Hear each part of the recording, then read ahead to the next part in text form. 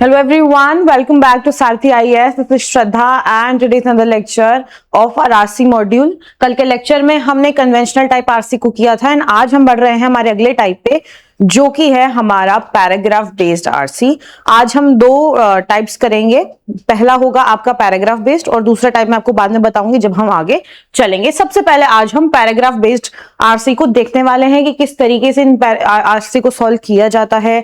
What are the pros and cons of these, what are the type of questions that are being asked and क्या आपका mindset होना चाहिए while you are doing a paragraph based RC. Conventional में मैंने तुम्हें methods बताई थी सारी, क्या क्या तुम्हें ध्यान रखनी है, क्या चीजें तुम्हें माइंड में रखने वाले सॉल्विंग सच क्वेश्चंस। तो उसी तरीके से आज हम पैराग्राफ बेस्ड आरसी को भी कवर करेंगे। तो चलिए let us start with paragraph based. देखो, सबसे पहले हम समझते हैं कि ये जो पैराग्राफ बेस्ड आरसी होता है इसका बेसिक कॉन्सेप्ट आखिर क्या है। तो अ paragraph based RC contains number of paragraphs which give details of ideas, illustrations and other references.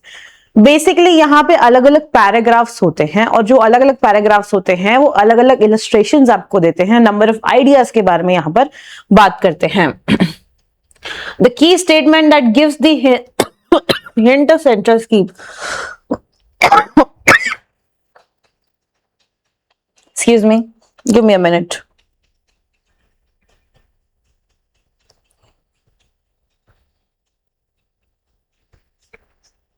हाँ जी, तो जो की स्टेटमेंट है यहाँ पे कि क्या आखिर सेंट्रल आइडिया या सेंट्रल थीम है आपके पैराग्राफ का of the paragraph may be at the beginning, middle और एंड ऑफ द पैराग्राफ। अब आपकी सेंट्रल थीम बिगिनिंग में भी आपको मिल सकती है, मिडिल में भी मिल सकती है और एंड में भी मिल सकती है। तो यहाँ पे एज सच कोई पर्टिकुलर स्ट्रक्चर नहीं है पैराग्राफ का कि अच्छा ठीक है आपकी जो इनिशियल पैराग्राफ है वहां पे आपको इंट्रोडक्शन मिलेगा, जो सेंट्रल आइडिया है वो आपको बीच में मिलेगा, इस तरीके से नहीं है।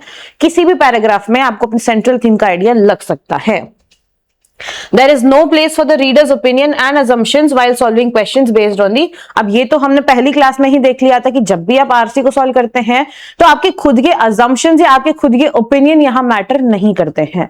You have to answer the question based on what is given in the paragraph itself। जो आपको लिखा हुआ मिला है उस पैराग्राफ के अंदर, उसके बेसिस पे तुम्हें आंसर देना है, ना कि अपने पर्सनल ओपिनियन या फिर ना अपने पर्सनल बायस को उसमें इंक्लूड करना है while you are answering any of the question of the paragraph। ठीक है। The crux text, if it is just to understand the writer's point of view। Basically हम जब पैराग्राफ बेस्ड आरसी करते हैं तो यहाँ पे हमारा जो मेन मेन जो टास्क रहता है वो ये रहता है कि जो भी हमारा राइटर है जिसने भी ये पैराग्राफ लिखा है उसके पॉइंट ऑफ व्यू को समझना है, उसकी सेंट्रल आइडिया को समझना है कि about what he is talking, what he is trying to explain everyone. इसी चीज को हमें यहाँ पर कैच करना है। Candidates should not only focus on accuracy but also time management। अब now since there are going to be 2 to 3 paragraphs या 3 to 4 paragraphs, तो time management एक बहुत बड़ा क्राइटेरिया हम यहाँ पर मानते हैं। उसके अलावा it is advised to go through the questions first and then read the passage। अब सबसे पहला टास्क, जैसे मैंने आपको कन्वेंशनल में टास्क बताया था कि एनालिसिस और रीडिंग दोनों साथ साथ में साइमल्टेनियसली चलनी चाहिए। बिकॉज अगर तुम साथ साथ कॉम्प्रिहेंड नहीं करोगे तो इतने बड़े आरसी को पढ़ने में और फिर वापस एनालाइज करने में तुम्हें टाइम लग जाएगा। तो यहाँ पे आपका पहला पॉइंट क्या है कि आप पहले क्वेश्चंस को देखेंगे और फिर बाद में पैसेज को पढ़ेंगे। तो पहला पॉइंट जो हमें पैराग्राफ बेस्ड आरसी के अंदर याद रखना है वो क्या है? फर्स्ट, चेक द क्वेश्चंस,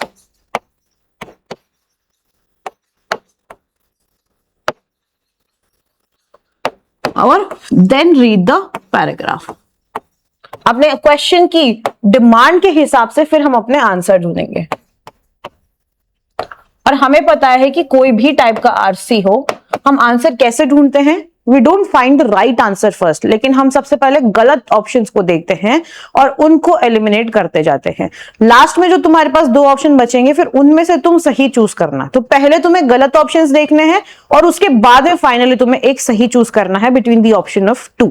इस तरीके से हम आरसी को करते हैं। This will help candidates locate the opinions given for the questions easily. इससे क्या होगा ना, जो क्वेश्चन आपसे पूछा गया है उसके बेसिस पे तुम ऑथर का ओपिनियन देखोगे, क्योंकि हर पैराग्राफ में ओपिनियन चेंज होता रहेगा, वो हम आगे देखेंगे किस तरीके से हो रहा है। Also it will help you identify the flow of passage in shortest time Spain. Minimum time लगा करके अगर आप करना चाहते हो तो यही एक तरीका है, पहले क्वेश्चन देखो और फिर क्वेश्चन की डिमांड के हिसाब से आप पैराग्राफ के ओपिनियन को देखते जाइए। Pick out the keywords and then go to the passage and look for your answer. वही जो हम बचपन से करते आए हैं, हम बिना पैराग्राफ पढ़े क्या करते थे, क्वेश्चन पढ़ लेते थे, जो कीवर्ड वहां पे दिया हुआ है उस कीवर्ड को हम पैराग्राफ में ढूंढ लेते थे और फिर उसके चारों तरफ ही आंसर ढूंढने की कोशिश करते थे। यही आपका सही तरीका होता है जब आप पैराग्राफ बेस्ड आरसी करते हो, बिकॉज यहाँ पे मल्टीपल पैराग्राफ्स होता है और हर पैराग्राफ का जो टोन है या हर पैराग्राफ का जो ओपिनियन है, अजम्पशन है, वो अलग अलग चलता है। ठीक है, तो पहला पॉइंट आपको ये याद रखना है, it is necessary to focus on the opening and closing paragraphs of the passage. जो भी पैसेज होगा उसके ओपनिंग और क्लोजिंग पैराग्राफ को आप हमेशा अच्छे से देखना। ठीक है, क्वेश्चंस अच्छा, द मेन आइडिया क्वेश्चंस जो है वो हमेशा overall subject of the passage पे। अब जैसे मान लो तुमसे सेंट्रल आइडिया पूछ लिया, मेन थीम पूछ लिया, तो वो कहां मिलेगा, वो तुम्हें यहां मिलेगा। मेजॉरिटी टाइम्स में आंसर जो है ना, this lies in the first and last paragraph of the passage. यानी कि जब भी तुमसे मेन आइडिया, सेंट्रल थीम ये पूछ लिया जाए तो सबसे पहले तुम चेक करना कि पहले और आखिरी पैराग्राफ में क्या लिखा है, बिकॉज मेजॉरिटी ऑफ टाइम्स क्या होता है, जो सेंट्रल थीम का आइडिया होता है वो हमें इन्हीं दो से मिलता है। तो सेकंड चीज क्या याद रखनी है कि अगर आपसे मेन आइडिया या सेंट्रल आइडिया के बारे में पूछा जा रहा है तो हम फर्स्ट और लास्ट पैराग्राफ को पहले देखेंगे। इन केस उसमें हमें कुछ नहीं मिल रहा है तो फिर हम आगे अंदर और पैराग्राफ्स को देखेंगे। ठीक है, अगला पॉइंट देखो, before answering the RC passage based questions, the candidate should understand the author's opinion and answer the questions accordingly. Scanning through each paragraph is necessary so that the direct questions like those based on facts may be answered quickly. Now, अब क्या करना है, अगर कोई fact based आ रहा है, Emily ने 4 पराठे खाए थे, अब मान लो क्वेश्चन पूछ ले रहे हैं एमिली ने कितने पराठे खाए थे, तो इसमें आपको कोई ओपिनियन, कोई वो याद देखने की जरूरत नहीं है। It is just simply about the facts of the question. तो वहां पे हम क्या करेंगे, डायरेक्ट आंसर कर देंगे। तो फैक्ट्स और फिगर्स को अच्छे से याद रखना है। तो ये कुछ बेसिक चीजें थी। पहला क्या था, पहला आप पहले क्वेश्चन देखेंगे, फिर बाद में आप आंसर्स के लिए पैसेज पे जाएंगे। दूसरा, फर्स्ट और लास्ट पैराग्राफ में हमेशा सेंट्रल थीम मिलेगी, first and last paragraph. Most of the time, यानी फिर मेजॉरिटी ऑफ टाइम ये तुम्हें सेंट्रल थीम के बारे में बताएगा। किसके बारे में बताएगा, सेंट्रल थीम के बारे में बताएगा। ठीक है, और तीसरी चीज क्या है, आरसी के ओपिनियंस को, आरसी की नॉलेज को, फैक्ट्स एंड फिगर्स को अच्छे से याद रखना है, ताकि अगर कोई फैक्ट बेस्ड क्वेश्चन आ रहा है तो उसको आप डायरेक्टली तुम तुरंत आंसर कर सको, वहां पे हमें हमारा टाइम वेस्ट नहीं करना है।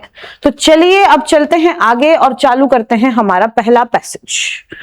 अब हम स्टोरी लाइन वैसे ही बनाएंगे जैसे हमने कन्वेंशनल में बनाया था, एनालिसिस और रीडिंग साथ साथ। अभी यहां नहीं करनी है, क्वेश्चंस को पहले टारगेट करेंगे। ठीक है, अब पहले हम एक बार पहला पैराग्राफ पढ़ लेते हैं ताकि हमें थोड़ा आइडिया आ जाए कि किसके बारे में है। India's ambitious plan to interlink rivers to achieve greater equity in the distribution of water in the country reached an important milestone on July 6। अब ये एक फैक्ट बेस्ड, इसको अंडरलाइन कर लो। When water from the Godavari, it's second longest river, rushed to meet the fourth longest, the Krishna, the two became the first of 30 rivers to be linked under the interlinking of rivers program, ILR program। अब जो fact and figure वाले questions है ना, हम उनको underline करते हुए जाएंगे ताकि इन केस अगर कोई फैक्ट वाला क्वेश्चन आ रहा है तो हमें ढूंढने की जरूरत ना पड़े, हम तुरंत आंसर दें। Touted as the world's largest irrigation infrastructure project, ILR programme जो है involves construction of 15,000 kilometre of new canals. अब बेसिकली ना ये रिवर्स की इंटरलिंकिंग प्रोग्राम के ऊपर ही पूरा पैराग्राफ है। अब मैं अगर इतना बड़ा पैराग्राफ पढ़ने पहले बैठ गई तो मेरा बहुत सारा टाइम वेस्ट हो जाएगा, and anyways I am not going to remember anything. तो मैं क्या करूंगी, सबसे पहले क्वेश्चंस पे जाऊंगी। अब देखो 5 पैराग्राफ थे, पहला क्वेश्चन देखो, according to the paragraph 1 what is the interlinking programme all about. बताइए पैराग्राफ 1 के हिसाब से क्या है। To in the Godavari and Krishna, the Himalayan rivers that became the part of the project of interlinking programs transporting trillions of waters कुछ fact सही है गोदावरी और कृष्णा, लेकिन बाकी फैक्ट सही है कि नहीं है उसका हमें कंफर्मेशन अभी नहीं है। Interlinking of rivers programme will bring investment and will enable the government to transport many litres of linked waters to meet the basic demands of farmers. Government is stepping towards project called interlinking of rivers. दो या दो से ज्यादा reverse को ये link करेगा, thereby use its water for primary। Interlinking of rivers refers to linking of rivers and using its water for the purpose like construction of canals, big and small dams and storage infrastructure। अब हमने चारों option पढ़ लिए हैं, अब पहले paragraph को अच्छे से पढ़ते हैं। यहां तक तो हमें समझ में आ गया था। ऊपर देखो, अब इधर broadly it has two parts, Himalayan rivers component with 14 links। अब देखो, the ILR program involves construction of around 15,000 kilometre of new canals। नए canals का कंस्ट्रक्शन है, छोटे और बड़े डैम्स है और स्टोरेज स्ट्रक्चर है। ब्रॉडली इतना ये है, और ये आपके फिगर्स दे रखे हैं कि 14 लिंक्स है, 14 लिंक्स है और 33 एंड 141 ट्रिलियन वाटर्स को ये ट्रांसपोर्ट करती है respectively.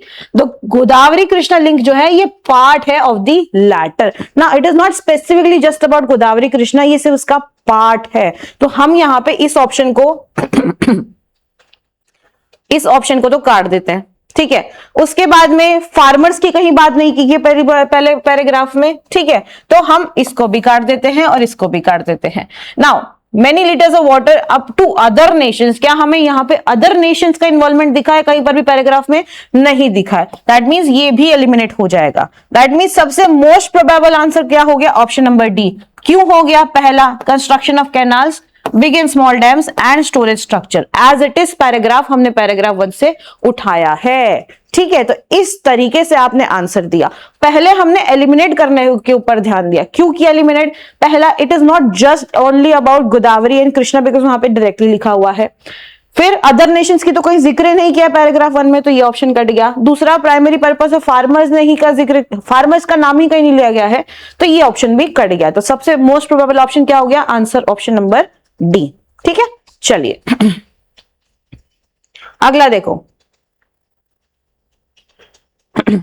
The interlinking of river project has its roots in ancient times. How is it correct to say that? अब ancient times का जो रेफरेंस है वो तुम्हें कौन से पैराग्राफ में मिल रहा है? ये देख लिया, पैराग्राफ 2 में आ गया था। Idea of interlinking river isn't new. Even in ancient times, rulers and engineers the world over sought to divert rivers to parched lands. 1858 में जब India was under colonial rule, British engineer Sir Arthur Cotton proposed interlinking India's major rivers for inland navigation, but his plan remained on the drawing board. Variation of this project have been put up in more recent decades, but successive governments did not pursue these plans due to the financial and environmental concerns. It was only with the Bharatiya Janata Party coming to power in 2014. It is a strong proponent of interlinking rivers that the ILR program took off. यानी कि references यहाँ किस किस के बारे में है? Sir Arthur cotton के बारे में है। 1858 तक ही एंशिएंट है, ज्यादा एंशिएंट नहीं है, और कॉलोनियल रूल की बात की गई है। अब हमें किससे पता चलता है कि ये एंशिएंट है कि नहीं है? अब ऑप्शंस को देखते हैं। It is evident from ancient time that people are taking benefit by interlinking transportation and rivers। इसका कुछ हमें as it is direct linkage हमें नहीं मिला है कि लोग खुद ही ट्रांसपोर्टेशन में और रिवर कैनाल को ड्रॉ करने के लिए यूज कर रहे हैं। सेकंड पैराग्राफ में ऐसा कुछ नहीं डायरेक्टली लिखा गया है, तो इसको एलिमिनेट कर देते हैं। The idea of interlinking the rivers and its water for many purpose like irrigation, inland navigation were derived in ancient times। अब इसका रेफरेंस दिया गया है कि सर आर्थर कॉटन ने इनलैंड नेविगेशन के लिए इस प्रोग्राम को ड्रॉ किया था, तो मतलब ये मोस्ट प्रोबेबली हमारा एक सही ऑप्शन है, ठीक है। Previous government has failed to follow this programme as it would affect the environmental and this project would disturb the budget of the economy. क्या हमें पैराग्राफ में डायरेक्टली मेंशन है कि फाइनेंशियल और एनवायरमेंटल रीजंस के कारण इस प्रोजेक्ट पे आगे काम नहीं किया गया था by the successive governments, but BJP ने इसमें थोड़ा सा एफर्ट लगाया था। तो क्या इसका मतलब ऑप्शन नंबर 3 भी सही है? तो मतलब हमारा सेकंड भी सही है, थर्ड भी सही है, तो कौन सा ऑप्शन हो जाएगा? Option number D is the correct answer. Both second and third are correct. Now what we are doing is reading the question and going to the paragraph. इससे हमारा आंसर करना और टाइम का मैनेजमेंट करना दोनों ही easy हो जाएगा, ठीक है। चलिए अगला क्वेश्चन देखो। पढ़िए अगला क्वेश्चन, क्या लगता है क्या होगा? Which of the following sentence cannot be inferred from paragraph number 3? अब पैराग्राफ नंबर 3 की बात की गई है, सबसे पहले पैराग्राफ 3 पढ़ लेते हैं। क्या लिखा है पैराग्राफ 3 में? India has multiple water-related woes. Besides its enormous dependence on the erratic monsoon, its basin-wise availability of water varies greatly due to uneven rainfall and population density. According to the Ministry of Water Resources, 2010 के अंदर the average per capita availability of water in Ganga Brahmaputra Meghna system was 20,136 cubic meters. अब basically तुम सारे facts पढ़ लो, पूरे paragraph को as it is बस read कर लो. While a third of the country grapples with drought and 8 struggles with floods, interlinking rivers is seen as the way to deal with these problems. According to the Ministry of Water Resources, ILR program जो है will not only extend irrigation to an additional 35 million hectares of land and boost hydropower capacity of electricity, but also will improve management of floods and droughts. समझ में आया क्या बोला गया है कि इंडिया का जो वाटर रिलेटेड प्रॉब्लम्स है, बहुत सारी चीजें हैं. कुछ या तो आपके पास प्रॉपर इरिगेशन नहीं है, पानी की क्वांटिटी नहीं है, कुछ जगह है जहां पे ड्रॉट आ रहा है, कुछ जगह है जहां पे फ्लड्स आ रहे हैं. यानी कि कहीं मॉनसून जो है, मतलब बेसिकली मोरओवर हम मॉनसून पे डिपेंडेंट रहते हैं हमारे वाटर सिस्टम के लिए. कहीं पर बहुत ज्यादा पानी है, कहीं पर बिल्कुल भी पानी नहीं है. There is a disbalance. तो ये जो हम आईएलआर प्रोग्राम कर रहे हैं, इससे सिर्फ और सिर्फ इरिगेशन और जो हाइड्रो इलेक्ट्रिसिटी का जनरेशन है सिर्फ वही नहीं होगा, इसके अलावा हम फ्लड्स और ड्रॉट्स दोनों को भी इफिशिएंटली मैनेज कर पाएंगे. अब हमने पढ़ लिया है, ऑप्शन को देखते हैं. Interlinking project will not only provide irrigation facilities but also boost hydropower capacity. Last line में यही लिखा था. सर ये तो सही है, कौन सा गलत है हमें ये देखना है ना. तो ये तो नहीं होगा. Major portion of countries dependent on monsoon, बिल्कुल एरेटिक मॉनसून पे हम डिपेंडेंट है, लिखा गया है, ये भी सही है. Interlinking of reverse can solve the problems of availability of water in the areas of uneven rainfall. बोला गया है कि नहीं बोला गया है कि ड्रॉट और फ्लड दोनों को मैनेज करने में हमारे को आसानी होगी. तो ये भी सही है. 2010 के अंदर एवरेज पर कैपिटा दिस, ये तो पूरा ही फैक्ट बेस्ड आ गया, एज इट इज ही छाप दिया है, ये भी सही है. Interlinking of the project requires higher man power and financial stability so that it is able to function smoothly. क्या इसका कोई भी जिक्र था पैराग्राफ नंबर 3 में? नहीं था. हमें इफ एंड बट आगे सोचना ही नहीं है कि कंसेप्चुअली कितना सही है, कंसेप्चुअली कितना गलत है. क्या पैराग्राफ में ये लिखा हुआ था? नहीं लिखा हुआ था. तो आंसर क्या हो जाएगा? ऑप्शन नंबर ई, ये गलत है हमारे पैराग्राफ नंबर 3 के हिसाब से. ठीक है, चलिए अगला क्वेश्चन देखो. Why the ILR project took such a long time to implement? बताइए क्यों लगा इतना लॉन्ग टाइम? अब ये इतना लॉन्ग टाइम क्यों लगा? इसका एनवायरमेंट डूइंग इरिवर्सिबल डैमेज, यहाँ पे क्या लगता है, क्या है, किसके बारे में बोला गया है? सर मुझे नहीं लगता यहाँ पे इतने टाइम कंज्यूमिंग के बारे में बोला गया है. मोस्ट प्रोबेबली पैराग्राफ नंबर 4 पे ही हम चलते हैं.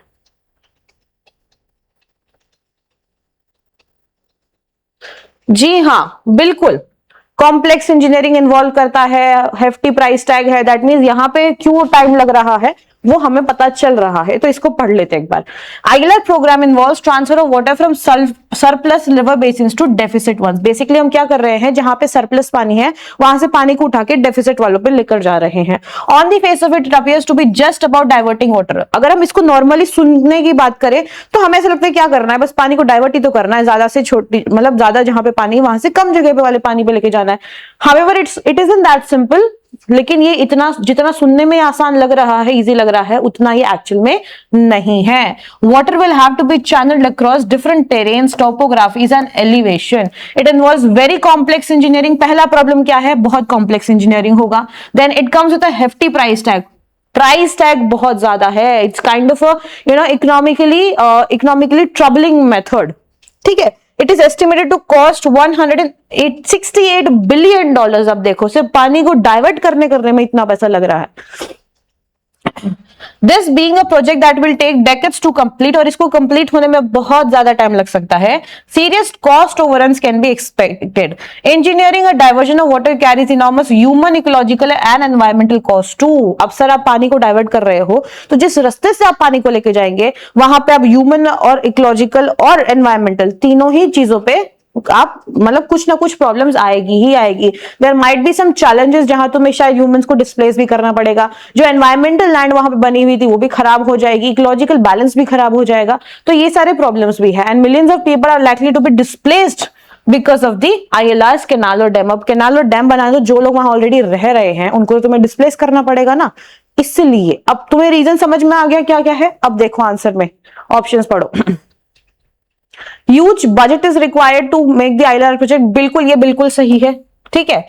The interlinking is not at feasible project as many people residing in the rivers have to leave for the place, बिल्कुल। डिस्प्लेसमेंट की हमने बात की है कि कैनाल्स और डैम्स अगर बनेंगे तो लोगों को, millions of people will get displaced, तो ये भी ऑप्शन सही लग रहा है मुझे।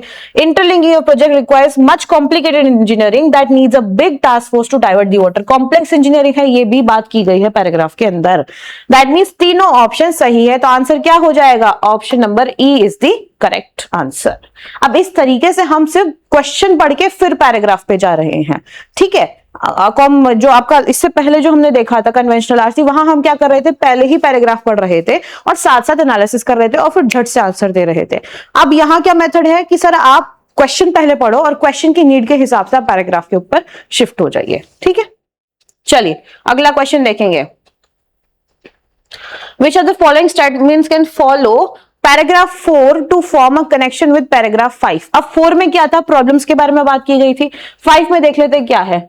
अब environmentalists are drawing attention to the irreversible damage that reduced downstream flow would have been on rivers ecology and biodiversity।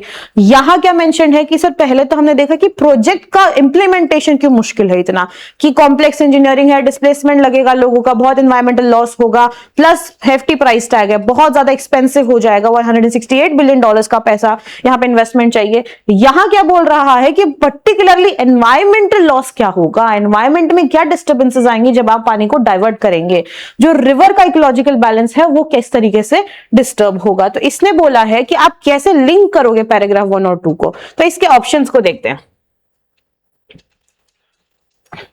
The ILR project requires a correct planning by engineers to implement it in a correct way, ठीक है। Damage will be there after implementing the ILR project is irreversible as many people are to be displaced while rivers ecology will also get affected। फिर interlinking rivers के लिए water will have to be channel across different terrains, ठीक है। Interlinking of rivers programme will supply the required water to the parched lands and ILR project is now gaining the traction as compared to the ancient times of the present government to meet the various demands। Now what do you think is going to be the correct answer here? Most probable option क्या है? देखो इसकी कहीं बात नहीं की गई है, तो इन दोनों ऑप्शंस को तो हम काट देते हैं, ठीक है। 4th और 5th पैराग्राफ में इसकी बात पर्टिकुलरली नहीं की गई है। अब इसके अंदर topography, elevation difficult to construct, ये सिर्फ 4th के बारे में, यहाँ पे 5th का कोई जिक्र नहीं है कि एनवायरमेंटल डिग्रेडेशन क्या होगा, ठीक है।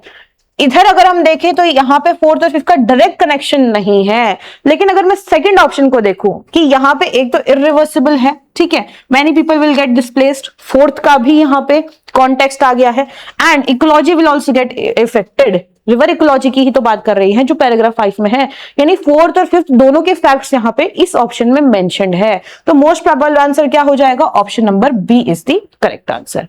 इस तरीके से तुम्हें फैक्ट बेस्ड चलना है, अपना एक्स्ट्रा दिमाग लगाना ही नहीं है, कोई कॉन्सेप्ट यहाँ पे बनाने नहीं है तुम्हें, जो पैराग्राफ में लिखे हैं एज इट इज। ये याद रखना, एनवायरमेंट का क्वेश्चन नहीं सॉल्व कर रहे हैं, इंग्लिश कॉम्प्रिहेंशन का कर रहे हैं, ठीक है। ज्यादातर क्या होता है, बच्चे बह जाते हैं भावनाओं में। चलिए अब अगला क्वेश्चन देखो। अब ये पैराग्राफ है, पहला पैराग्राफ एक बार पढ़ के थोड़ा आइडिया ले लेते हैं। Surat, the famed cloth city of India, accounts for as much as 80% of the country's man-made fiber market and virtually 100% of its production of synthetic sarees and dress material। Sir Surat की बात की गई है और dress market और ये जो cloth market है उसकी बात में की गई है, टेक्सटाइल बेसिकली, ठीक है। अब क्वेश्चन पे चलते हैं। How, according to the passage, the bustling markets of Surat went silent after the introduction of GST? अब मुझे बताओ कहां लग रहा है इसमें इंट्रोडक्शन ऑफ जीएसटी कहीं आया? बिल्कुल, पैराग्राफ 2 यहां से स्टार्ट हो रहा है। जुलाई 1 पे इंट्रोड्यूस हुआ तो Surat bustling market went silent.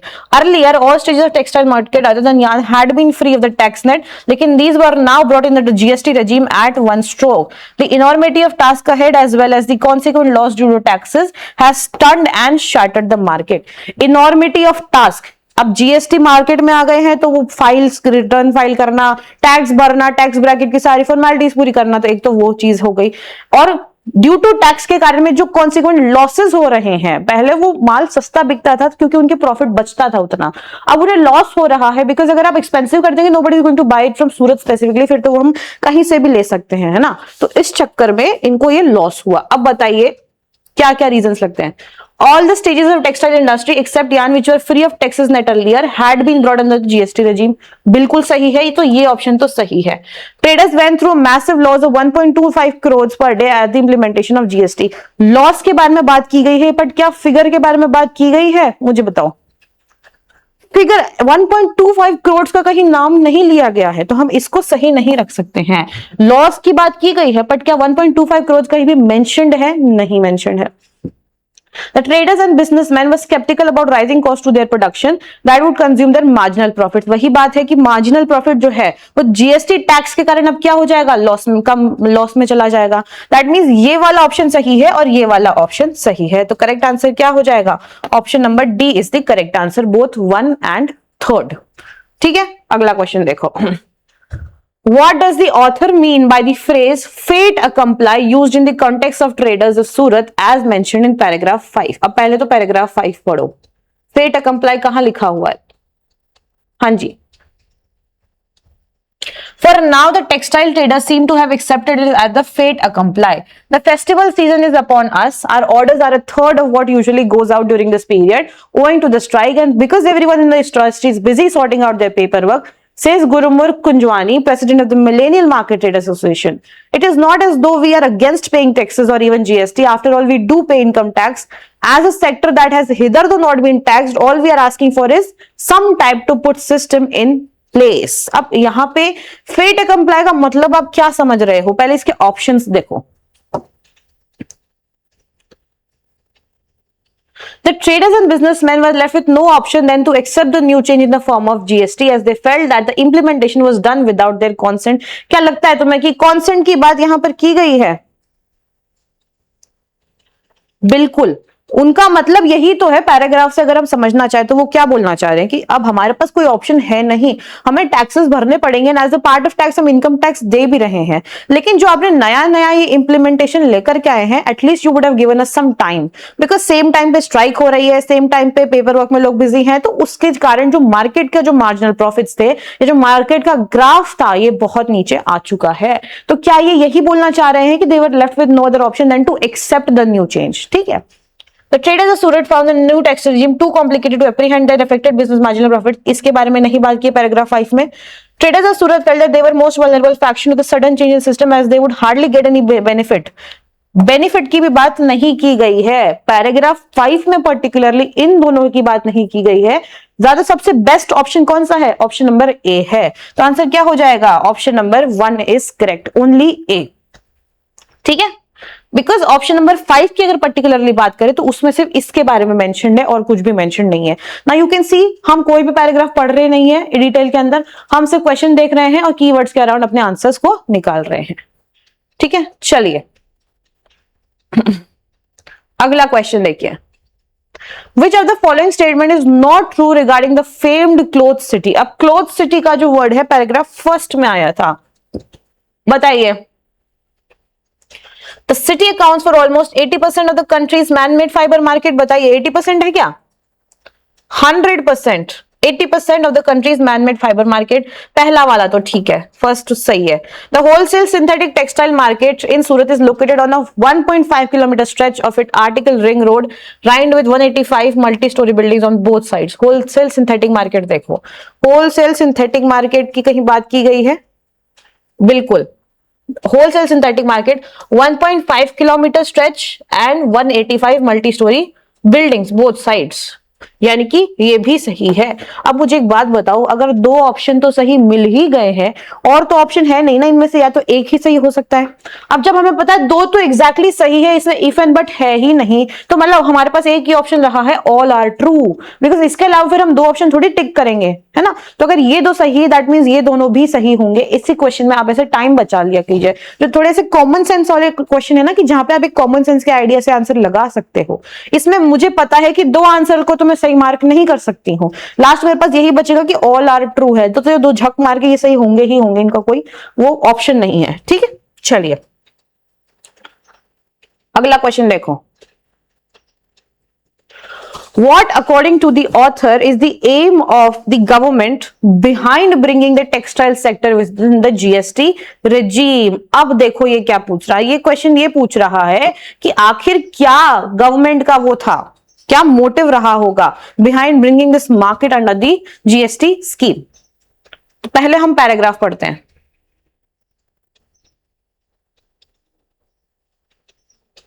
Guys 1 second, अच्छा एक सेकेंड, यहां पे नॉट ट्रू पूछा है। एक सेकेंड, नॉट ट्रू पूछा है ना, तो फिर रुको, फिर हम एक बार चेक कर लेते हैं। The business hub of countries always throng with trucks laden with fabric, businessman from across the country, local wholesalers and labour who can help with transport and packing. इसका देखो यहां पे कहीं लिखा हुआ है क्या? The scale of business is staggering. Through the year, this business has helped us with trucks laden similar, एकदम सेम लाइन लिखी हुई है, ठीक है। तो यानी कि ये वाला ऑप्शन भी ठीक है, ये भी सही है। Surat is home to 7 lakh looms, 1.10 lakh embroidery machines and 9 industrial estates with thousands of textile weaving, dyeing and printing mills। ये देख लो, यहाँ पे ये भी लिखा हुआ है क्या कहीं पर? टेक्सटाइल प्रिंटिंग मिल्स इधर कहीं है नंबरिंग? नहीं। 65,000 ट्रेडर्स नहीं, ये भी कोई नंबर नहीं है यहाँ पे। 10 लाख 1.25 लाख वाले नंबर कहीं तुम्हें दिख रहे हैं क्या? ये देखो, नहीं दिख रहे। दैट मीन्स कि ये वाला जो ऑप्शन है ये सही नहीं है। तो क्या आंसर हो जाएगा? ऑप्शन नंबर डी सही हो जाएगा। नाउ सी, ऐसे मिस्टेक्स नहीं करना है। विच इज नॉट ट्रू पूछा था क्वेश्चन में, हमने ढंग से नहीं पढ़ा, तो इन चीजों का, छोटी मोटी चीजों का ध्यान रखना। अगर मैं यहाँ पे, अगर मेरे से हो सकती है मिस्टेक, तो it is very genuine for you to do that mistake in paper, but हमें एकदम कॉशियस रहना है, ठीक है। चलिए बताइए, What according to the author is the aim of the government? इस ऑथर के अकॉर्डिंग, जिसने ये पैराग्राफ लिखा है, इसके हिसाब से बताइए क्या रीजन होगा कि गवर्नमेंट जो है वो टेक्सटाइल सेक्टर को जीएसटी रेजिम में लेकर के आई है। तो मेरे को बताओ, इधर कहीं आपको लगता है कि रीजंस लिखे हुए हैं? नहीं लिखे हुए हैं। यहां पे देखो, integral part of social culture chiefly made up of, government का कहीं जिक्र है? गवर्नमेंट का वर्ड कहीं पर भी है?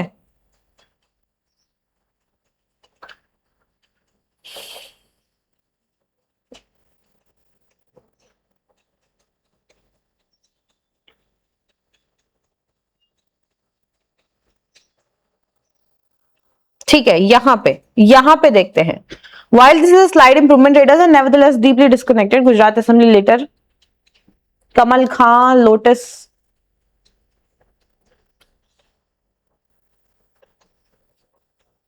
थोड़ा सा रीड करते हैं इसको और हम सोचते हैं कि सर क्या रीजन हो सकता है। देखो यहां पर तो आपको ये लिखा गया है कि क्यों आखिर फिर जो ट्रेडर्स उन्होंने एक्सेप्ट कर लिया अपने फेट को, ठीक है।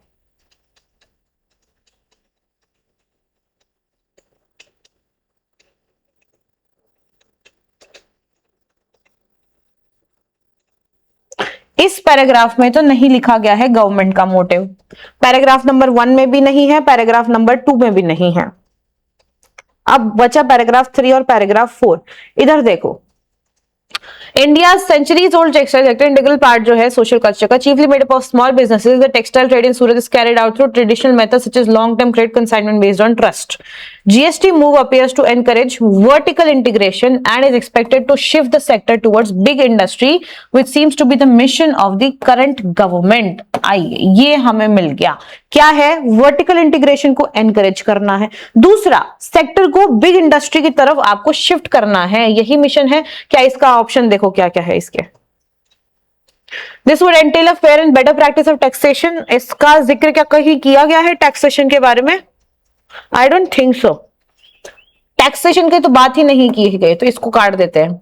This is an attempt to bring various unorganized sectors into the tax net with an intention of curtail crash transaction, black money। नहीं सर, black money के हिसाब से भी नहीं है। This would encourage the vertical integration of traditional methods such as long-term credit and consignment based on trust and shift the sectors towards big industry। क्या हमने यही लाइन वहां पे मार्क की थी, अंडरलाइन की थी? बिल्कुल सर, यही लाइन अंडरलाइन की थी। दैट मीन्स करेक्ट आंसर क्या है? Option number 3। सिर्फ थर्ड कौन से ऑप्शन में? तो बी ऑप्शन करेक्ट हो जाएगा। समझे? इस तरीके से आपको ये करने हैं। अगला क्वेश्चन देखो, Which are the following problems related to GST did the author feel that traders were more concerned with? बताइए, ऐसी कौन से ऑप्शंस थे जिसके लिए ट्रेडर्स ज्यादा कंसर्न्ड थे बिकॉज ऑफ द GST? तो कहां लिखा हुआ है ये बताइए। इधर तो आपके गवर्नमेंट का जो है वो ठीक है, मेरे ख्याल से ये जो पैराग्राफ है जहां पे हमने ये फेट कंप्लाई वाला देखा था, इसमें देखते हैं कि ये क्या कह रहा है. It is not as though we are against paying taxes or even GST. As a sector that has been taxed, we are asking for some time to put in place. Most of us are small businesses and are not well versed in technology. We also have to hire professional accountants. These are the added costs that will eat our marginal profits. We estimate that about rupees 8 lakh will be added to our cost annually. Most traders frontline spoke to clarify that their protest was not as against the GST per se, but the fact that they needed time to implement accounting and other processes. समझे? GST के against नहीं थे, लेकिन जो उनको time चाहिए उसको accomplish करने के लिए या अप्लाई करने के लिए. ये सही ऑप्शन लग रहा है मुझे बिल्कुल एकदम. ठीक है. दूसरा, traders had to hire professional accountants which have to reduce their marginal profits. बिल्कुल इसकी भी बात की गई है. And most of the traders were not that skilled with technology. इसकी भी बात की गई है. तीनों की बात यहां पे हमें देखने को मिलता है. तो बताइए फिर मोस्ट प्रोबेबल ऑप्शन क्या हो जाएगा? All are correct. तीनों ऑप्शन सही है. ठीक है, तो ये हो जाएगा इसका आंसर. चलिए सर, अगला क्वेश्चन. अब देखिए अगले पैराग्राफ को. पहले एक बार इस पैराग्राफ को पढ़ लेते हैं. रफली इसमें क्या लिखा गया है वो देख लेते हैं. The recent agitation by scientist asking for more allocation of funds under. अब देखो, तुम्हें जब पैराग्राफ बेस सॉल्व किया तो तुम्हें कोई टाइमलाइन बनाने की जरूरत नहीं पड़ी. तुमने कोई फेयर कॉपी पे अच्छा की स्टोरी लाइन लिख लेते हैं, कॉन्सिक्वेंसेस लिख लेते हैं, स्टेप 1 स्टेप 2 लिख लेते हैं. कुछ जरूरत नहीं पड़ी है. हम क्वेश्चन बाय क्वेश्चन चल रहे हैं और उसी तरीके से पैराग्राफ को रीड कर रहे हैं. हम फर्स्ट इंस्टांस में पूरा पैराग्राफ भी नहीं पढ़ेंगे. हमारे क्वेश्चन की नीड के हिसाब से हम पैराग्राफ पे शिफ्ट करेंगे. ठीक है, चलो. The recent agitation by scientists asking for more allocation of funds underlines the need to focus on science and innovation as a priority area.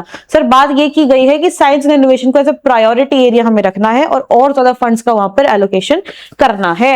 One of the biggest constraint to advancing scientific research is the lack of sufficient funding and inadequate allocations by the government. Sufficient funding है नहीं और inadequate allocation हो रही है. अब आप मान लीजिए कि आप रोड एंड कंस्ट्रक्शन के अंदर आप इतना 6,000 करोड़ रुपए दे रहे हैं, 7,000 करोड़ रुपए दे रहे हैं, तो उसमें से अगर आप 100 करोड़ रुपए भी अगर R&D में डाल देते हैं तो it's not going to be a big deal for you. ठीक है, तो वो चीजें हैं. अब पहले चलते हैं क्वेश्चन पे, बिकॉज हमें पैराग्राफ में पढ़ के हमें अपना टाइम खराब नहीं करना है. चलिए. India is lagging behind in pharmaceutical research and development. How can this statement be justified in the context of paragraph 1? अब यहां लिखा गया है paragraph 1 specifically, तो क्या करेंगे? paragraph 1 पे चलेंगे. At 0.3% gross domestic GDP, India is among the countries with the lowest investment in scientific research. While India boasts of several innovations in the non-formal sectors, breakthrough scientific research, especially in healthcare, has been markedly lacking. New medicines, devices, diagnostic, patient health and monitoring tools are mostly imported, often not coming to India several years after they are available to the patients in the developed world. बताइए, option देखो. तो पहले option read कर लो. पहला option क्या है? Allocating little around 0.3% of GDP, science innovation have not been taken into account by the Indian government as a priority field. बिल्कुल हमें बोला गया है कि ऐसा ये सही है, तो ये तो मुझे सही लग रहा है. जस्टिफाइड बताना है, यानी कि सही कौन सी है. The Indian government is granting fewer funds for scientific research, marking the biggest limitation is the area. बिल्कुल ये भी बोला गया है. India is far behind the other countries regarding the innovation development of new medicines, devices, diagnostic, patient aids and monitoring.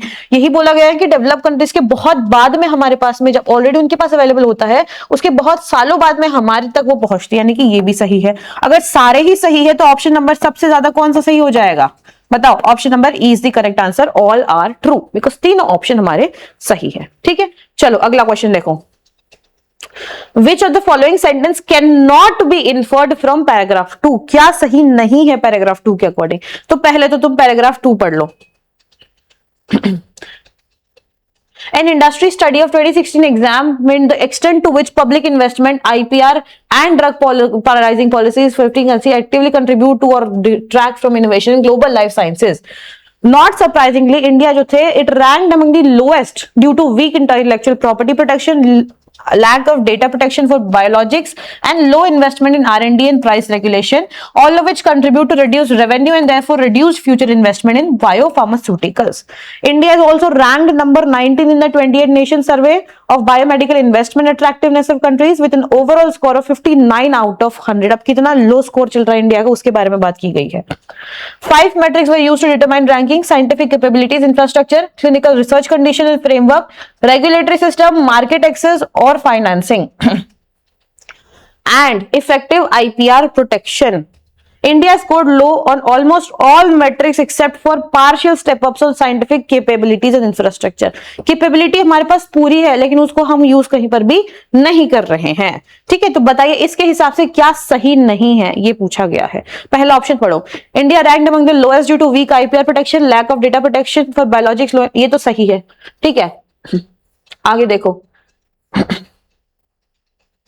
A study analyzed the extent to which public investment, IPR and drug policy influence innovation in global life sciences. ये भी सही है, इसके बारे में तो बोला गया है, ये सही है. अगला ऑप्शन देखो. The scientists got agitated by the lack of funds. क्या ये सही है? कहीं बात की है क्या ऐसे कि साइंटिस्ट एजिटेट हो गए हैं लैक ऑफ फंड से? Indicating the poor condition of research. Scientist के एजिटेशन की बात तो हमने कहीं नहीं देखी.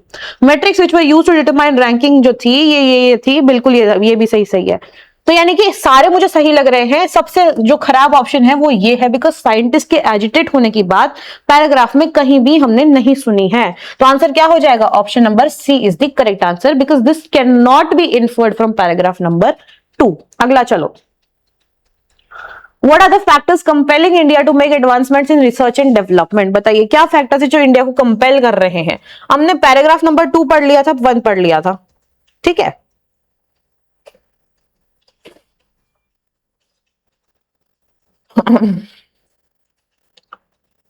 पैराग्राफ नंबर 2 पढ़ लिया, 1 पढ़ लिया. अब ये पूछ रहे हैं कि क्या रीजंस हैं जिनके कारण गवर्नमेंट को करना चाहिए एडवांसमेंट. कंपेलिंग रीजंस क्या है, मतलब बहुत फोर्स रीजंस क्या है. 2 तक तो नहीं है, 3 में देखना. India's growing economy coupled with its changing epidemiological profile with cardiovascular problems and other chronic diseases make it a strong candidate to become a future powerhouse of R&D and manufacturing in pharmaceuticals. क्या है? एक तो इसकी growing economy, ठीक है, plus जो हमारी epidemiological profile है, यानी कि जितने लोगों को डिजीजेस हो रही हैं, हार्ट अटैक हमारे देश के अंदर हर दूसरे इंसान को आ रहा है, फिर चाहे वो 22 साल के क्यों, मतलब अगर 20 साल के इंसान को अगर हार्ट अटैक आ सकता है तो आप समझ सकते हैं कि इंडिया की जो पॉपुलेशन डेंसिटी का epidemiological प्रोफाइल है वो कितना खतरनाक हो सकता है. ठीक है, तो इस तरीके से ये रीजंस हैं. Plus in addition clean water, rising income and better health infrastructure for the nation जो है, it is going to contribute to an ageing population with a greater demand for different type of pharmaceutical drugs, some of the leading domestic pharmas. तो ये reasons हमें यहां पर मिल गए हैं. तो बताइए ऑप्शन कौन सा सही हो सकता है? There is a growing competition among the pharmaceutical manufacturing companies to get emerging innovators. ठीक है, इसके बारे में हमने नहीं देखा. Increasing chronic and cardiovascular problem initiated, बिल्कुल ये तो एकदम सही है, इसके बारे में तो हमने पढ़ा ही था, अभी जस्ट ही पढ़ा है. ठीक है, और देखो अगला ऑप्शन क्या होगा. There is a rise in demand of pharmaceutical drugs among the people with the growth of income and better health infrastructure. ये तो हमने अभी लाइन पढ़ी थी कि लोगों के पास में इनकम ज्यादा आ रही है तो उनको अच्छा हेल्थ इंफ्रास्ट्रक्चर चाहिए, अच्छी फार्मास्यूटिकल इंडस्ट्री चाहिए. तो थर्ड भी है, लेकिन हमने कहीं ये नहीं पढ़ा कि कोई कंपटीशन चल रहा है कंपनीज के बीच में कि कौन इनोवेटर बनेगा पहले, है ना. अगर ये कंपटीशन होता ही तो हमारी ये हालत ही नहीं होती. मेन बात तो वही है. तो कौन सा सही हो जाएगा? सेकेंड एंड थर्ड कौन सा ऑप्शन है? Option number D is the correct answer. ठीक है, इस तरीके से हमने हमारा कॉन्सेप्ट एप्लीकेशन कुछ नहीं किया, सिर्फ हमने पैराग्राफ में शब्दों को देखा है कि कौन से शब्द लिखे हुए हैं, कौन से नहीं लिखे हुए हैं. हमारी क्या पर्सनल ओपिनियन है, हमारी क्या पर्सनल अंडरस्टैंडिंग है, उससे हमें यहां पे कोई लेना देना नहीं है. RC is only such subject जहां पे आपको डम बन के बैठना है. ठीक है, India still needs a lot more efforts in the field of pharmaceutical research and development. What efforts have been discussed in the passage. क्या एफर्ट लिए हैं बताइए इंडिया ने? तो एफर्ट क्या लिए हैं, हम यहां से पहले पीछे चलते हैं एक बार.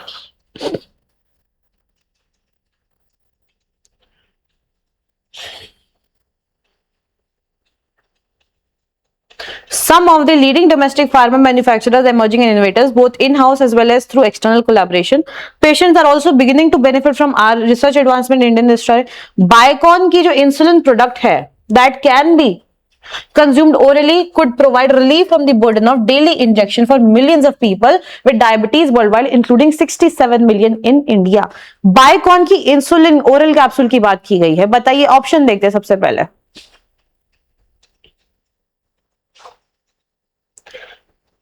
आगे पढ़ो, और क्या एफर्ट पूछे गए हैं। तो while these early signs of success, the industry is long way to R&D as a percentage sales has been rising। इसकी जो परसेंटेज सेल्स है it is rising the several year, और अब वो 6% पे स्टैंड करता है वो सब Indian companies.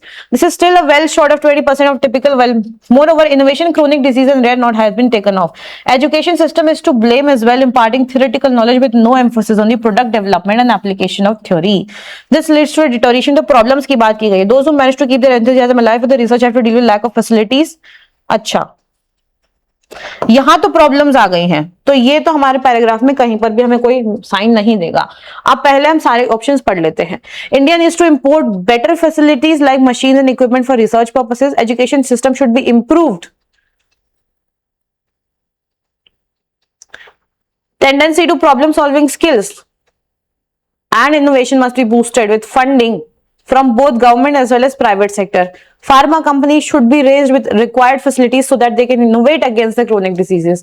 India needs to import better facilities। बताइए क्या लगता है, क्या सही है, क्या एफर्ट हमारे देश ने अभी तक लिए हैं इसमें।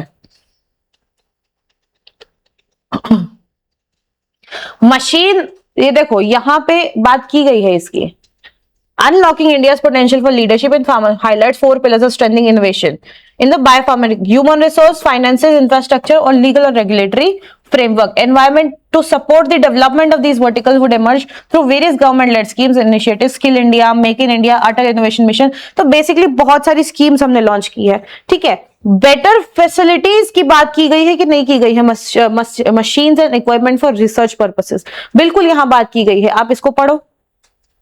Lack of facilities and research purposes के लिए एंथुसियाज्म, लेकिन अपनी फैसिलिटीज के कारण में वो डील लैक करते हैं, तो इन एफर्ट्स को बोला गया है कि आप ये करिए। ठीक है, दूसरा, एजुकेशन और एकेडमिक इंस्टीट्यूशन को एनकरेज करने को बोला है फॉर रिसर्च प्रोग्राम्स। तो यानी कि ये तो ठीक है, the education system would be improve by giving. ठीक है, उसके बाद में टेंडेंसी इंडिया बेटर फैसिलिटीज, ये भी ठीक है। Pharma company should be raised with much, Pharma company should be raised with the required facilities so that they can innovate against the chronic diseases। इसकी भी बात हमने पैराग्राफ नंबर 4 में की थी, तो ये भी मुझे ठीक लग रहा है। अगर 3 ऑप्शन ऑलरेडी ठीक है तो सारे 3 तो करेक्ट हो नहीं सकते, फिर तो हमारे पास एक ही ऑप्शन बचता है, option number E, all are correct. Because 3 को हम टिक नहीं कर सकते हैं, या तो सारे होंगे और या फिर एक होगा। अब जब 2 ही सही हो गए हैं तो दैट मीन्स कि ऑल आर करेक्ट वाला ऑप्शन ही सही होगा। ठीक है, चलिए।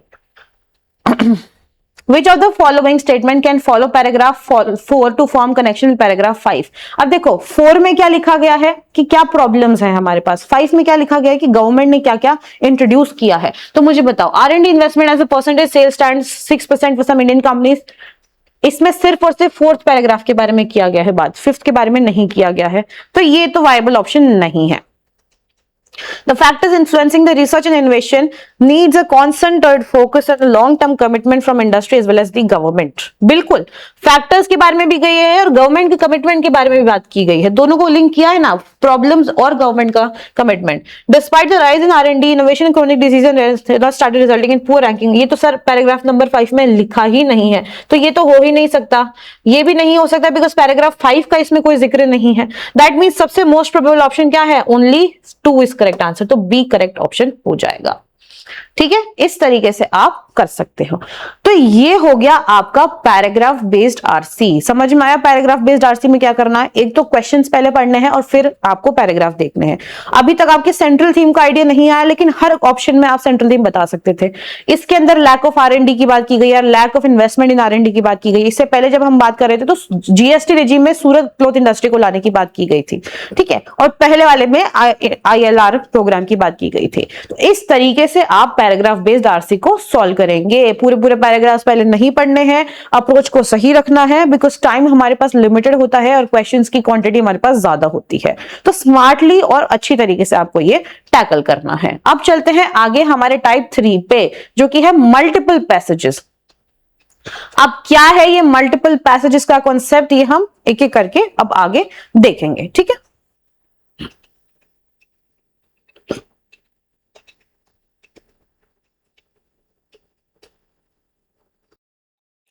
तो चलिए अब हम देखते हैं कि मल्टीपल रीडिंग कॉम्प्रिहेंशन को हम कैसे सॉल्व करते हैं ना। सी अभी तक हम क्या कर रहे थे कि हमारे पास बहुत बड़े बड़े पैराग्राफ थे जो ट्रेडिशनल आरसीज थे कि बहुत इंफॉर्मेशन आपको दी हुई है। यहां पे क्रक्स था कि टाइम की प्रॉब्लम हो रही थी बिकॉज पूरे को पढ़ना सबसे बड़ी बात थी। अब हम आगे चलते हैं मल्टीपल आरसी के ऊपर। अब मल्टीपल आरसी क्या होता है, यहां पैसेज तो छोटा है आपका और उस छोटे पैसेज पे 3-4 क्वेश्चन आपसे पूछ लिए गए हैं, लेकिन यहां आपकी स्किल को चेक किया जाएगा कि किस तरीके से आप माइन्यूट डिटेल्स को कॉम्प्रिहेंड करते हैं। यहां पे पैराग्राफ आपके छोटे होते जाएंगे लेकिन उनसे क्वेश्चंस निकालने की एबिलिटी बढ़ती जाएगी। तो यहां आपकी एनालिसिस पावर चेक की जाएगी, कितना आप कॉम्प्रिहेंड कर सकते हैं चीजों को वो चेक किया जाएगा, और क्या आपका प्रेजेंस ऑफ माइंड है, आप किस तरीके से अपने इंफॉर्मेशन को मोल्ड करके आंसर निकाल सकते हो या कितनी दूर तक आपकी सोच जा सकती है, उसको यहां पर ज्यादातर टेस्ट किया जाएगा। तो चलिए चलते हैं और सबसे करते हैं हमारा एक लास्ट टाइप जो कि है मल्टीपल रीडिंग कॉम्प्रिहेंशन का।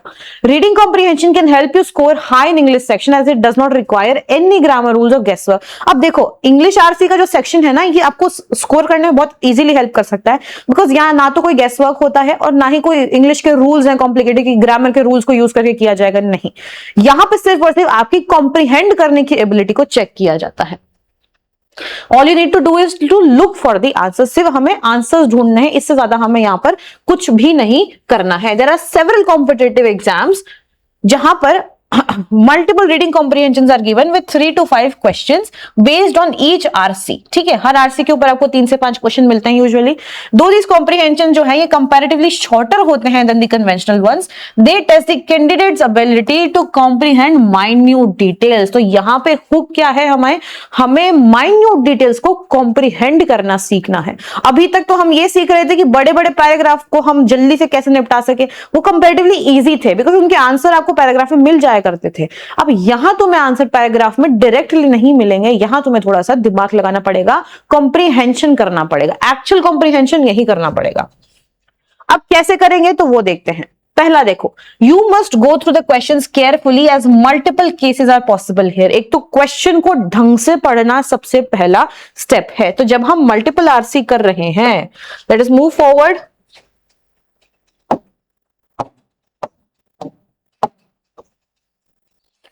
मल्टीपल आरसी के ऊपर चलते हैं।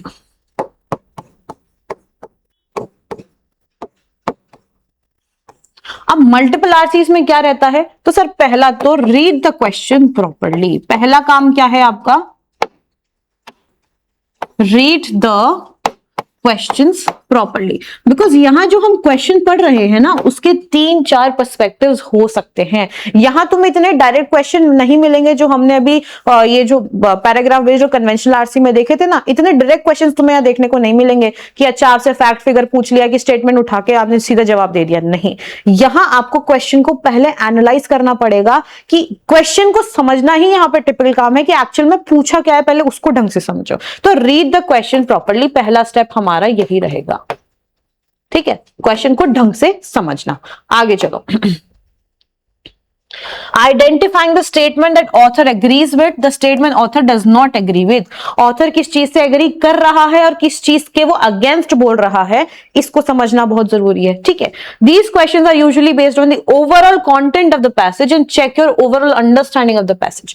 आपके ओवरऑल अंडरस्टैंडिंग को ये चेक करेगा कि तुमने पैसेज को पूरा पढ़ के तुम्हें अंडरस्टैंडिंग क्या हुई है उस पैसेज की पर्टिकुलरली ना, किस तरीके से तुम उसे कॉम्प्रिहेंड कर पा रहे हो, क्या तुम्हें उसकी सेंट्रल आइडिया के बारे में क्या पता चला। बेसिकली सिर्फ रीडिंग नहीं है यहां पे कि आप सर बस रीड कर लिया है और आंसर लिख दिए है, नहीं, एक्चुअल कॉम्प्रिहेंशन करना है यहां पे कि अच्छा मैंने तुम्हें छोटा सा पैराग्राफ दिया, अब मैं तुमसे बोलूं कि बताइए तुम इससे क्या समझ में आया, तुम्हें क्या लगता है कि ऑथर तुम्हें क्या बोलना क्या चाह रहा है आखिर में, वो यहां पर आपको देखने को मिलेगा। तो जो ये मेन थीम के क्वेश्चंस है, सेंट्रल आइडिया के क्वेश्चंस है, ये तुम्हें सारे यहां पर मिलेंगे।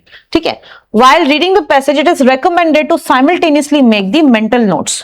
जैसे हम कन्वेंशनल में कर रहे थे कि साइमल्टेनियसली नोट्स बना रहे थे मेन आइडिया के बारे में, सेंट्रल थीम के बारे में, इन सब के बारे में, tone and attitude of the passage, कैसा एटीट्यूड, कैसा टोन है इसका, क्रिटिकल टोन है या पॉजिटिव टोन है, अप्रिशिएटिव टोन है, कैसे कर रहा है, वो किसी चीज की बुराई कर रहा है या किसी चीज को अप्रिशिएट कर रहा है, अच्छे वे में बोल रहा है या बुरे वे में बोल रहा है, टोन एंड एटीट्यूड देखना है। पैसेज का टाइटल क्या हो सकता है उसको भी समझने की कोशिश करनी है, और इन्फेरेंस ऑफ द पैसेज क्या है कि बेसिकली बोलना क्या चाहता है पैसेज के थ्रू, उसको भी समझने की यहाँ पे कोशिश करनी है।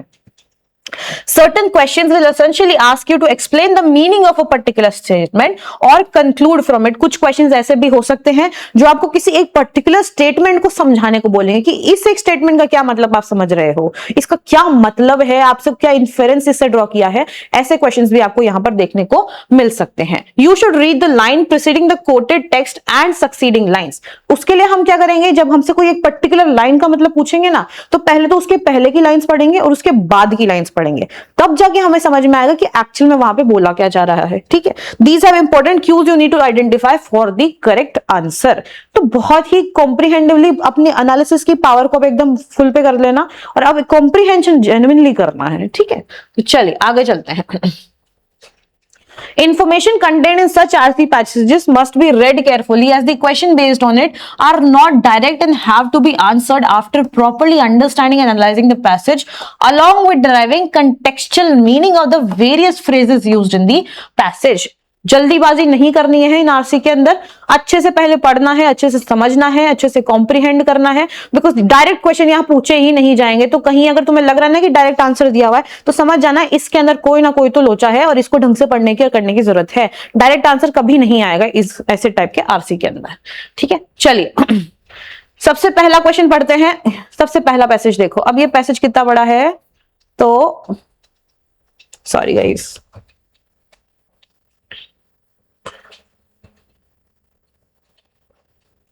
हाँ जी चलिए. On Independence Day, the Prime Minister bellowed his government's lead motive of an Atmanirbhar Bharat. In today's India, we can achieve that goal of self-reliance only if we enhance our citizens' capabilities. तो sir ये बात की गई है आत्मनिर्भर भारत की. पहले sentence में मुझे क्या समझ में आ रहा है कि आत्मनिर्भर Bharat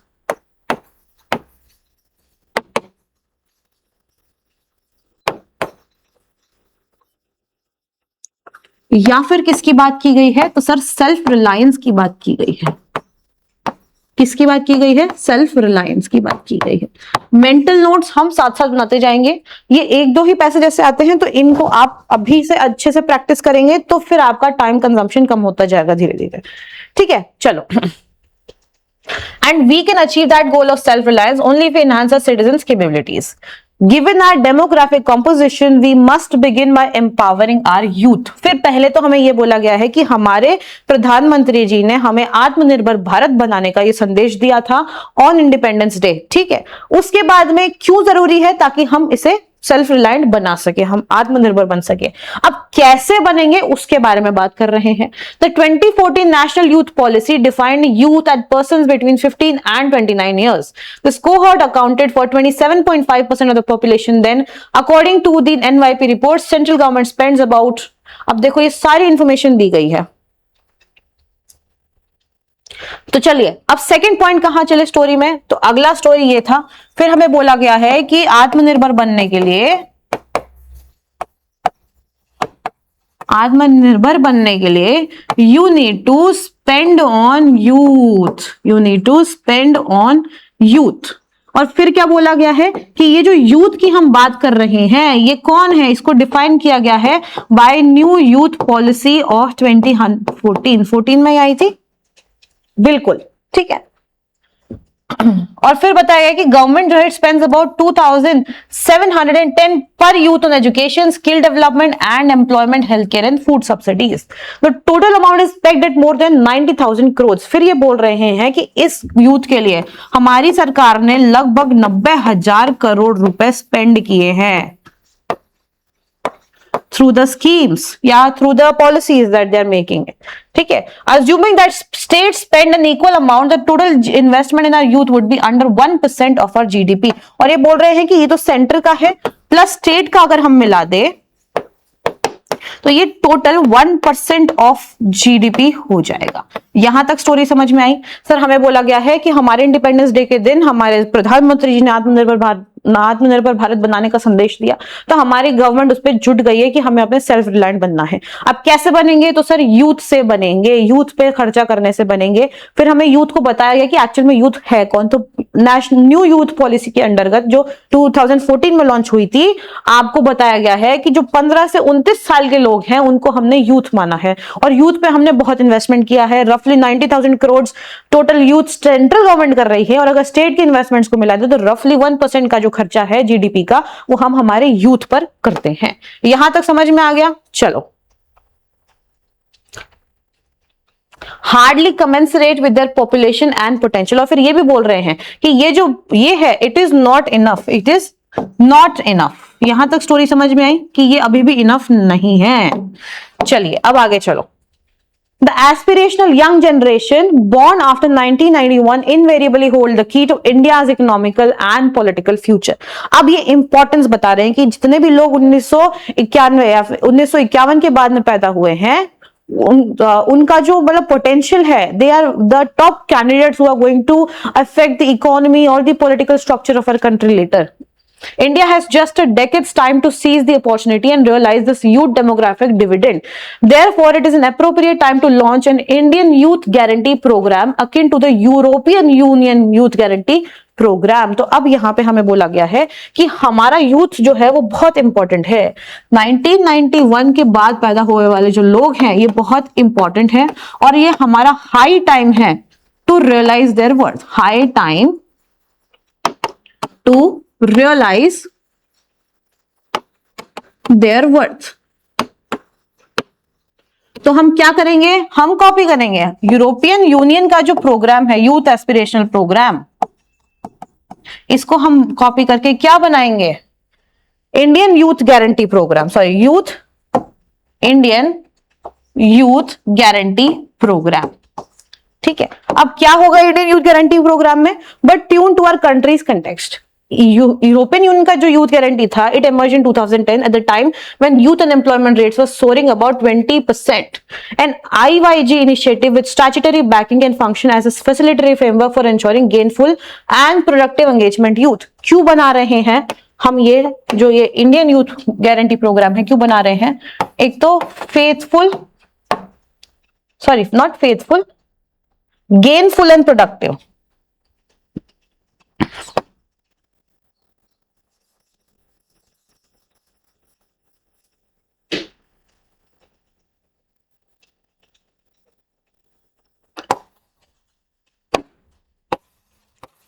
gainful and productive engagement कर सके, किसका? हमारे यूथ का।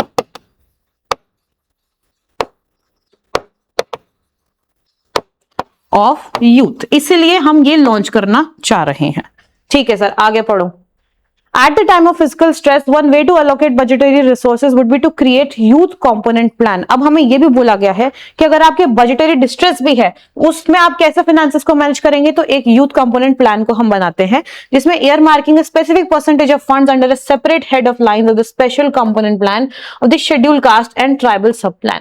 जो हमने पहले से tribal sub plan बना रखा है, schedule plan बना रखा है, उसी के अंडर एक youth component plan भी बना दीजिए और उसके अंडर आप specific fund हमेशा allocate करते रहिए ताकि जब डिस्ट्रेस हो तो उस केस में आपका फाइनेंशियल एलोकेशन जो है वो डिस्टर्ब ना हो। ठीक है, youth component plan would be formulated by the state and union territories and central ministers to channelise flow of outlay and benefits proportional to the percentage of youth population on a sub regional requirement. Sub regional requirement पे बनाइए आप, sub regional requirement की youth population को देखिए, उसके हिसाब से आप अलग अलग कंपोनेंट प्लान्स बनाइए और इन कंपोनेंट प्लान्स में एलोकेशन ऑफ फंड्स करिए। तो यहां पे सब रीजनल अप्रोच के लिए बोला गया है। ठीक है, IYG should not be just another budgetary scheme. Its strategic goal should be to ensure that within a fixed time। अब हमें ये बोला गया है कि ये बनाओ, ये करिए, इसमें funds allocate component, special component plan करिए, इसको स्पेशल यूथ कंपोनेंट प्लान बनाओ similar to what we have made for special tribes and caste, schedule caste. ठीक है, यूथ कंपोनेंट प्लान। और इसको कैसे करेंगे हम? इसको सब रीजनल बेसिस पे करेंगे, सब रीजनल बेसिस पे करेंगे, प्रोपोर्शनल टू पॉपुलेशन। यहां पे समझ आ गया? चलो, not just other budgetary scheme, एक स्ट्रेटेजिक गोल होना चाहिए जो हमें इंश्योर करना है। in a fixed time. Young people graduating from college or losing a job either find a good quality job suited to their education and experience or acquire skills required to find a job through an apprenticeship. अब क्या बोल रहे हैं कि या तो जो लोग कॉलेज से निकल रहे हैं जिनकी जॉब चली गई उनको अच्छी जॉब दो, और या फिर उनको स्किल करो. अगर आप उनको स्किल कर दोगे according to the apprenticeship programs तो फिर उनको जॉब मिलने में आसानी होगी. ठीक है. An important aspect of IYG should be rope in the district administration and local bodies for effective outcomes. ये कह रहे हैं कि IYG के थ्रू आप क्या करेंगे. चलिए आगे चलते हैं. IYG के थ्रू आप क्या करेंगे, गोल्स को इंश्योर करेंगे. कैसे इंश्योर करेंगे, तो या तो आप जॉब दो और या फिर आप स्किल दो. और ये जो प्रोग्राम है इसको आप कैसे यूज करेंगे, rope to local administration, rope to local administration. इससे क्या होगा, लोकल बॉडीज का जो है, डिस्ट्रिक्ट एडमिनिस्ट्रेशन का जो है इफेक्टिव आउटकम आएगा, इफेक्टिवली वो परफॉर्म करेंगे. Existing youth schemes and skilling infrastructure need to be dovetailed and streamlined with leveraging industry to enable an in situ empowerment of youth. आपने जो भी फिलहाल स्कीम्स बना रखी है इनको आप फिर से चेंज करिए, इनको आप अकॉर्डिंग टू स्ट्रीमलाइन कीजिए, according to the needs of the industry, according to the needs of the skill जो हमें अभी फिलहाल इंडस्ट्री में चाहिए उसके हिसाब से. ठीक है. MNREGA has been very effective in providing rural livelihood security and social protection. अब बात हमें एग्जांपल दिए कि जैसे मनरेगा है, it has been very successful in providing rural livelihood and social protection. ठीक है. येट अभी तक सिर्फ 4% ऑफ द यूथ जो है in the labour force have been impacted by it. लेकिन अभी भी उस पर्टिकुलर स्कीम से सिर्फ 4% का यूथ ही इंपैक्ट कर पा रहा है, उससे ज्यादा किसी का लेना देना नहीं है. While an urban youth employment program will be a new intervention, we believe that rural employment should be instituted alongside MNREGA. आप जैसे यूथ प्रोग्राम बना रहे हो वो तो हमारा मेन इंस्टीट्यूट है, लेकिन उसके अलोंग साइड ना आप मनरेगा के साथ भी एक सब कंपोनेंट अटैच करो जहां आप पर्टिकुलरली सिर्फ यूथ को टारगेट कर रहे हैं, बाकी एज ग्रुप्स को बाद में मनरेगा में कर रहे हैं, और उस पर्टिकुलर विंग में आप सिर्फ यूथ को टारगेट कर रहे हैं इन MNREGA. IYG needs to be implemented across the country to address youth unemployment, particularly given the rapid structural changes in the economy. How would such a guarantee identify the needs of the youth? जो Youth Development Index, अब ये जो है, जो इसके हम बात कर रहे हैं, ये कैसे आइडेंटिफाई होगी कि दी जा रही है कि नहीं दी जा रही है, क्या रेशियो चल रहा है, प्रोग्राम का इम्प्लीमेंटेशन किस तरीके से हो रहा है. तो उसके लिए बोला गया है कि एक यूथ डेवलपमेंट इंडेक्स को बनाइए इंडिया के अंदर, जो कि सर्व करेगा as a dash for youth development. It helps recognise इससे क्या होगा, प्रायोरिटी एरियाज हमें पता चलेंगे, क्या गैप्स है उसके बारे में पता चलेगा, और क्या ऑल्टरनेटिव अप्रोचेस हमें रखनी है स्पेसिफिक टू ईच स्टेट. अब हर स्टेट के हिसाब से हमें काम करना पड़ेगा. बिहार में बच्चे जो है पढ़ाई में बहुत अच्छे होते हैं, गवर्नमेंट एग्जाम्स की बहुत ज्यादा तैयारी करते हैं. राजस्थान के जो लोग हैं वो ज्यादा खेती बाड़ी में बिलीव करते हैं, पंजाब के जो है वो भी ज्यादा खेती बाड़ी में. अब कोई मशरूम उगा रहा है, आजकल के यूथ भी फैंसी उगाने लग गए चीजें ना, कोई ऑर्किड्स उगा रहे हैं, कोई मशरूम उगा रहे हैं, तो उनकी स्टेट वाइज जो पर्सनैलिटीज है वो शिफ्ट हो रही है. अब सबको जबरदस्ती तो आप पढ़ने नहीं बिठा सकते हो, तो आप स्टेट की रिक्वायरमेंट के हिसाब से अलग अलग एनालिसिस करेंगे. उसमें हमें यूथ डेवलपमेंट इंडेक्स बहुत काम आएगा. The index also packs a new dimension of social inclusion to assess the inclusiveness of societal programs due to the prevalence of systemic inequalities. In short, YDI जो है, it can be revisited and deployed to play a vital role in crafting a region-specific IYG. Our focus on our youth is the first step towards self-reliance. It is time we summon the political will to guarantee our youth a viable future. अब मुझे एक बात बताओ, पहली line पढ़कर तो हमें लगा था कि सर आत्मनिर्भर भारत की बात की जा रही है, लेकिन एक्चुअली बात यहां किसकी की गई है, एक प्रोग्राम की बात. पहले तो ये इंपॉर्टेंस बताया गया है कि यूथ क्यों इंपॉर्टेंट है आत्मनिर्भर भारत बनाने के लिए. सबसे इंपॉर्टेंट स्टेप हमें पहले यूथ के लिए लेना पड़ेगा, फिर यूथ के लिए क्या करेंगे तो उसके लिए हमें बताया गया है IYG स्कीम. ठीक है. अब उसके बारे में आगे हमने पूरी डिटेल पढ़ लिया.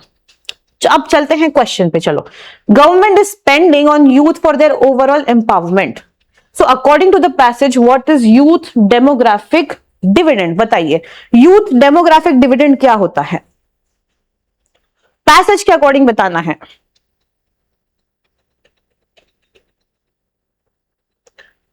Youth freedom from dependency on exotic things under Atmanirbhar Bharat, increasing spending on environmental of youth at least. नहीं, youth demographic dividend क्या बताएगा कि कितने कितने यूथ हैं जो एक्चुअली एम्प्लॉयड हैं, जो एक्चुअली काम कर रहे हैं और अच्छी मतलब लाइफ को मतलब इकोनॉमी में कुछ ना कुछ कंट्रीब्यूट कर रहे हैं. ठीक है. तो इसका तो कुछ, ये तो बनता ही नहीं है। Exotic things under Aatmanirbhar Bharat, youth which is highly educated and with higher skills only. अब ये ओनली वाला वर्ड आ गया, गलत नहीं तो बाकी ये सही था, है ना। ओनली का वर्ड नहीं आना चाहिए था। The youth which is not dependent anymore and is in working age group, तो क्या होता है यूथ, बेसिकली यूथ डिविडेंड जो है, डेमोग्राफिक डिविडेंड, वो यही तो बता रहा है ना, जो स्पेसिफिक एज ग्रुप पे बिलोंग कर रहा है 15 से 29 साल की, और जो वर्किंग है, किसी पे डिपेंडेंट नहीं है ना, उसी को हम यूथ डेमोग्राफिक डिविडेंड बोलेंगे। तो बताइए क्या लगता है क्या आंसर हो जाएगा? डेमोग्राफिक डिविडेंड एक तरीके का स्केल है, मेजर है। तो यहां पे तीन ऑप्शन में कोई मेजर हमें दिख रहा नहीं है। सबसे मोस्ट प्रोबेबल ऑप्शन क्या हो जाएगा? Option number D is the correct answer. अगला चलो, What will be the impact of Indian Youth Guarantee Program, which is akin to the EUYG, on Indian economy? बताइए क्या क्या होगा इंडियन इकोनॉमी पे? It will ensure young people to find a job suited to their credentials, ठीक है। Young graduate program will increase employment rate, which will decrease the marginal cost of capital. अब ये बताओ, ये मार्जिनल कॉस्ट ऑफ कैपिटल की बात कहीं की गई है क्या? प्रोग्राम पूरे पैसेज में कहीं की गई है क्या? नहीं की गई है, तो सर इसको तो काट देते हैं। पैसेज से बाहर नहीं जाना है, कंसेप्ट एम्प्रीहेंशन देखना है। पैसेज से बाहर के शब्द आ जाए ना, उनको नहीं देखना है बिल्कुल भी। Under youth guarantee program youth will be able to produce economically even with fewer employment opportunities. ये बोला है कि सिर्फ कम अपॉर्चुनिटी होगी, लेकिन फिर भी यूथ जो है वो अच्छे से डेवलप हो जाएगा। ये तो कहीं नहीं बोला है, हमने यही बोला है कि या तो अपॉर्चुनिटीज बढ़ाइए और या फिर स्किल बढ़ाइए, है ना। तो ये भी मुझे गलत ही लग रहा है। तो ये अगर गलत है, लेकिन ये मुझे ऑप्शन एकदम मोस्ट प्रोबेबल लग रहा है कि आप यंग पीपल को इंश्योर करेंगे टू फाइंड अ जॉब जो उनकी क्रेडेंशियल्स को सूट करेगा, जो क्वालिटीज उनमें है, जो क्वालिफिकेशन उनमें है, उसके हिसाब से उन्हें जॉब मिलती रहेगी। तो मुझे लग रहा है option number A is the correct answer. ठीक है, चलिए अगला क्वेश्चन पढ़ो। How government can allocate budget with low physical commensurate with the population in different regions? बताइए गवर्नमेंट कैसे एलोकेट करेगा बजट को? हमने अभी देखा था स्पेशल कंपोनेंट वाला। by shifting funds from better performing areas to area which is worst performer in the terms of youth environment. It can be achieved only by allocating funds in different territory proportional to different demographic requirements. Consider कर सकते हैं government increase tax rate to incur its revenue, ये तो नहीं होगा, बिल्कुल नहीं होगा। By borrowing from the international financial institutions, ये होगा कि बताइए क्या होगा इसका आंसर? ये भी मुझे नहीं लग रहा है, कहीं मेंशन ही नहीं है ये, और ये भी नहीं लग रहा है। बट ये जरूर बोला गया है कि डिफरेंट टेरिटरी के ऊपर आप एलोकेशन करो, प्रोपोर्शनेट हो उसकी पॉपुलेशन के हिसाब से। ठीक है, तो सबसे मोस्ट प्रोबेबल आंसर क्या है यहाँ पे? Option number B. सबसे पहले हमने एलिमिनेशन किया, उसके बाद करेक्ट आंसर निकालने में फोकस किया।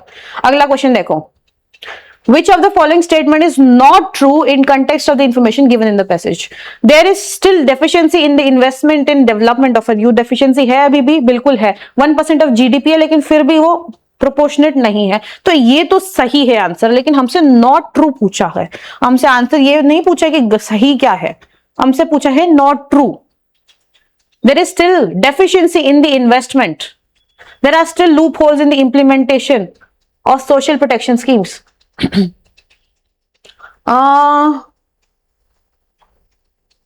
अभी भी लूप होल्स है इंप्लीमेंटेशन में। Breaches in YDI need to be reviewed and again implementation for better regional specific IYG, youth development index है और IYG है इंडियन यूथ गारंटी प्रोग्राम। बताओ क्या आंसर हो सकता है इसका, क्या लगता है क्या होगा? अब थोड़ा सा ये कंटेक्सचुअल क्वेश्चन है, इससे ये बोला है कि इंफॉर्मेशन के हिसाब से कौन से ऐसे ऑप्शंस है जो कि ट्रू नहीं है। मुझे एक बात बताओ, क्या ये ट्रू है कि अभी भी इन्वेस्टमेंट में डेफिशिएंसी है?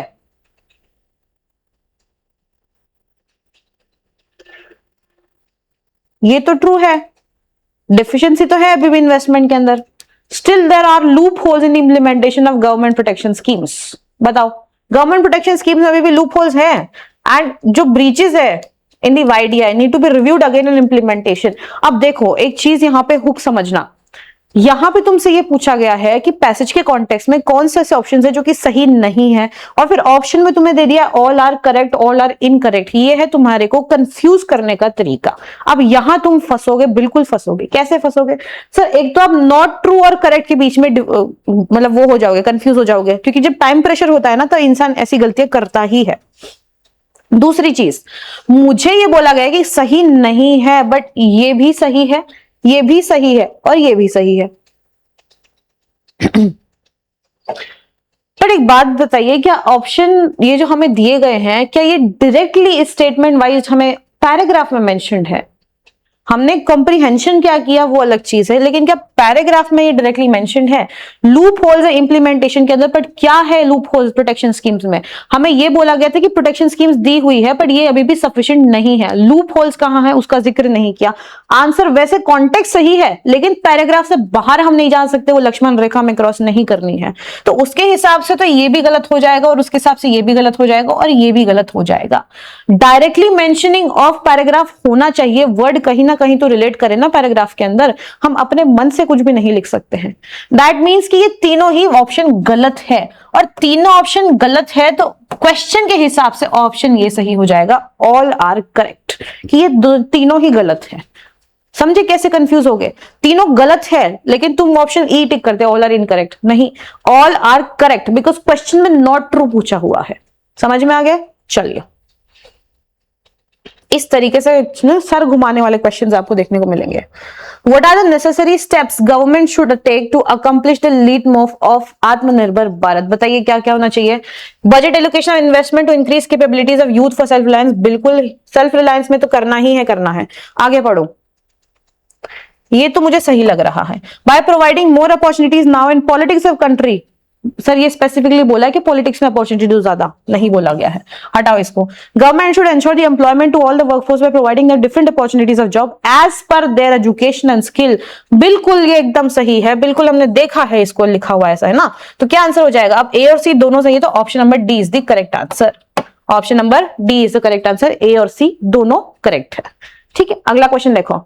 Which of the following phrases could fit in the blank to make the statement grammatically correct and contextually meaningful? बताइए क्या होगा? Augmenting and skilled ways implementation of various programs for important measures taken by advisory and monetary tool for and none of these. पहले तो paragraph पढ़ लेते हैं। The Youth Development Index is India serves as an, कैसे सर्व करेगा? serves as an augmenting in skilled ways, ये तो नहीं होगा, गलत हो गया। Implementation of various programs, ये भी नहीं होगा। Important measures, टूल है ना ये तो ऑप्शन नंबर डी तो करेक्ट हो गया। एडवाइजरी मॉनिटरी टूल है, हम डिस्क्राइब कर रहे हैं कि वाईडीआई क्या है, तो सर वाईडीआई एक टूल है जो हमें एडवाइजरी और मॉनिटरी टूल की तरह काम करेगा कि किस तरीके से हमें पॉलिसी इंप्लीमेंटेशन या पॉलिसी फ्रेमवर्क में क्या फैक्ट्स को यूज करना है, तो ये एक उस तरीके का टूल हो जाएगा। चलिए आगे चलिए, अब आ जाओ अगले पैसेज पे।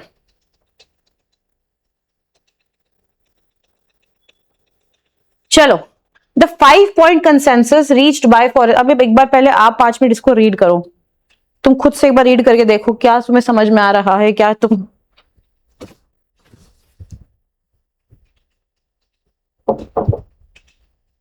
बिकॉज सेल्फ एनालिसिस भी जरूरी है। मैं तुम्हें एनालिसिस करने का तरीका बता सकती हूं, बट आगे एनालिसिस करना वो आपका, वो तुम्हारी जिम्मेदारी होती है। Sorry. The 5-point consensus reached by foreign ministers of India and China in Moscow on Thursday provides a glimmer of hope of a diplomatic solution, while thousands of troops from both the countries remain deployed along the border. China और India के बीच में 5 point का consensus हुआ है, because दोनों के जो वो है, दोनों कंट्री के थाउजेंड्स ऑफ ट्रूप्स जो है वो बॉर्डर पे डिप्लॉयड हैं। It is however only a glimmer. Each point outlined in the joint statement has been affirmed previously by the two neighbors, both in the past boundary agreements and in talks held in June, since that have failed to de-escalate tensions. किसकी बात कर रहा है? LAC के ऊपर जो tensions चल रहे हैं इंडिया और चाइना के, लाइन ऑफ एक्चुअल कंट्रोल, उसके बारे में यहाँ बात हो रही है। लेकिन हमें हमारी नॉलेज नहीं यूज करनी है, यहाँ current affair, GS, international security कुछ नहीं लगाना है। यहाँ पैराग्राफ में क्या लिखा है उस पर फोकस करना है, ठीक है। LAC remains tense, facing its worst crisis since 1962. Both sides have agreed to take guidance from previous understanding, including or not allowing differences to become disputes, a formulation of 2017 that has not lived up to its promise. बताइए, ये से कह रहे हैं कि 5 point consensus जो हुआ है मॉस्को के अंदर इंडिया चाइना के बीच, जो काफी अच्छा एक पॉजिटिव रहा है, पॉइंट होप की तरह आया है, बिकॉज दोनों साइड के जो ट्रूप्स हैं डिप्लॉयड है बॉर्डर एरियाज के अंदर। लेकिन अभी जो भी पॉइंट आए हैं जॉइंट स्टेटमेंट के अंदर, वो पहले भी दोनों नेबर्स ने हाँ बोला था कि अच्छा हम ऐसे करेंगे, या फिर पास्ट बाउंड्री एग्रीमेंट में भी इनकी बात हुई थी, लेकिन अभी भी they have failed to de-escalate the tensions in the LAC. LAC remains tense, facing its worst crisis since 1962 से खराब हालत चल रही है LAC पे. Both sides have agreed to take guidance from the previous misunderstanding, including on not allowing differences to become disputes. A formulation of 2017 that has not lived up to its promise. यानी कि बातें तो बड़ी बड़ी की है, actual में हुआ कुछ भी नहीं था. They agreed the current situation suits neither side. Troops should quickly disengage, maintain proper distance, and ease tension. Both sides said they would abide by all existing agreements, continue dialogue, and expedite work. अब ये देखो bold किया हुआ है ना, that mean इसके ऊपर vocabulary का क्वेश्चन आएगा. Expedite work on finding confidence building measures to maintain peace. At the same time stark differences remain. तो पहले तो बात कर दी अच्छी अच्छी, ये तो पॉजिटिव बातें कर रहे हैं ना सारे. पहले बोला गया कि हमने ये कर लिया है, हमने समझौते कर लिए, लेकिन क्या फायदा समझौते का. इससे पहले भी हमने बहुत समझौते किए, लेकिन कभी उनके ऊपर हम खरे नहीं उतरे हैं. और लेकिन अब हम कोशिश करेंगे कि हमने जो जो बोला है उसको हम माने, उसको हम फॉलो करें, ताकि जो पीस है उनको हम डेवलप कर सके, दोनों एक दूसरे के अंदर कॉन्फिडेंस डेवलप कर सके. लेकिन यहां पॉजिटिव था, अब यहां नेगेटिव टोन आ गया. यहां कैसा टोन आ गया, यहां नेगेटिव टोन आ गया. At the same time, stark differences remain, including the key question of whether both sides will return to the status quo ante prior to China's transgressions. अभी भी इस question पे हम आ जाते हैं कि क्या दोनों कंट्री स्टेटस क्वो को रिटर्न करेंगे, यानी कि जो सिचुएशन पहले थी prior to the China's transgression, China ने जो ट्रांसग्रेशन किया, चाइना ने जो एग्रेशन दिखाया, उसके पहले जो स्टेटस क्वो एस्टेब्लिश था, जो LOC थी, क्या उस LOC पे हम फिर से वापस जा पाएंगे? The issuing of the joint statement was somewhat unusually accompanied by separate press statements which struck discordant notes on key issues. अब ये बोल रहा है नेगेटिव टोन में, क्रिटिकल टोन में इसकी बात चल रही है. India stressed that peace on the boundary was essential for ties and that recent incidents had impacted the border relationship. Chinese statement on the other hand, दोनों ने अलग अलग बोल लिया है. इंडिया का मोटिव पीस पे था, लेकिन चाइना का क्या था? sought to emphasize the importance of moving the relationship in right direction. हमको रिलेशनशिप को राइट डायरेक्शन में लेकर जाना है, ठीक है. And to put the border in a proper context. China statement also quoted India's foreign minister as saying India believed China's policy toward India had not changed and that it did not consider relations to be dependent on the settlement of boundary question. लेकिन हमने क्या बोला कि sir हमें रिश्ते नहीं बनाने, हम सिर्फ बाउंड्री की बात कर रहे हैं. आपकी जो चाइनीज पॉलिसी टुवर्ड्स इंडिया वो हमेशा वैसी ही रहेगी, और हम जो आपको मानते हैं, चाइनीज पॉलिसी को जो मानते हैं इंडिया की तरफ, वो ओपिनियन हमारा चेंज नहीं होगा. अभी सिर्फ बात बॉर्डर तक की हो रही है, उसके बाद हमारा रिलेशनशिप आपके साथ कैसा है, एज अ डिप्लोमेटिक रिलेशनशिप कैसा है, उसकी बात हम अलग से करेंगे. तो यहाँ पे इंडिया का मोटिव पीस की तरफ है कि हम बॉर्डर पे पीस लेकर के आए, लेकिन चाइनीज जो है वो रिलेशनशिप बनाने की बात करें कि आप हमसे अपने जो रिश्ते नाते जो हमने खराब कर दिए हैं इसको थोड़ा सही करते हैं, ठीक है. This characterization of India's stand was a sharp contrast from Delhi's recent public statement, which have emphasized border peace as a prerequisite to talking forward the border relationship. हमने ये बोला गया हम रिलेशनशिप की बात बाद में करेंगे, पहले आप बॉर्डर की बात कीजिए, ये सुलझेगा तो हम आगे देखेंगे कि हमें रिलेशनशिप के बाद में बात करनी है कि नहीं करनी है. Moreover, a day before the talks, China's official news agency issues a commentary placing the onus entirely on India to diffuse tensions, accusing India of reckless provocations, telling India to learn from history and reiterating that China will not lose an inch of territory. तो sir आपकी Chinese जो press है वो वहां पर हमारे लिए गलत सलत बोले जा रही है, हम पे सारे इल्जाम लगा रही है, और आप ऑफिशियल स्टेटमेंट ये दे रहे हैं कि अच्छा हम अब डी एस्केलेट करेंगे, पीसफुल सजेशंस लेकर के आएंगे. तो इस तरीके से डिप्लोमेटिक जो डिप्लोमेसी एक्चुअली चल रही है, तो उस चीज को हम अच्छे से नहीं डाइजेस्ट कर पा रहे हैं, ठीक है. It is welcome that India and China have finally found something to agree on. Thursday's consensus, however, is the only first step of the long road ahead. Continuing rounds of talks should be aimed sincerely at disengagement and not at presenting a veneer of diplomatic engagement, even while China strengthens its hold along the LAC.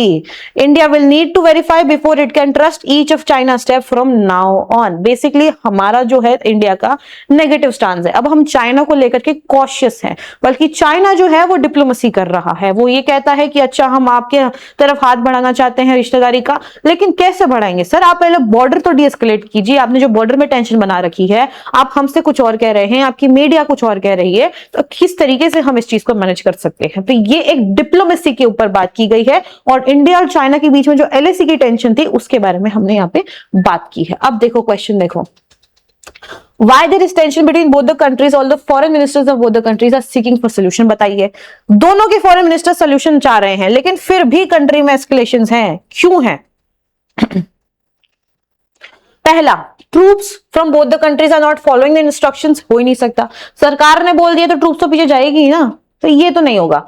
Both governments are unable to make it out even after diplomatic solutions, ठीक है, ये भी हम consider कर सकते हैं।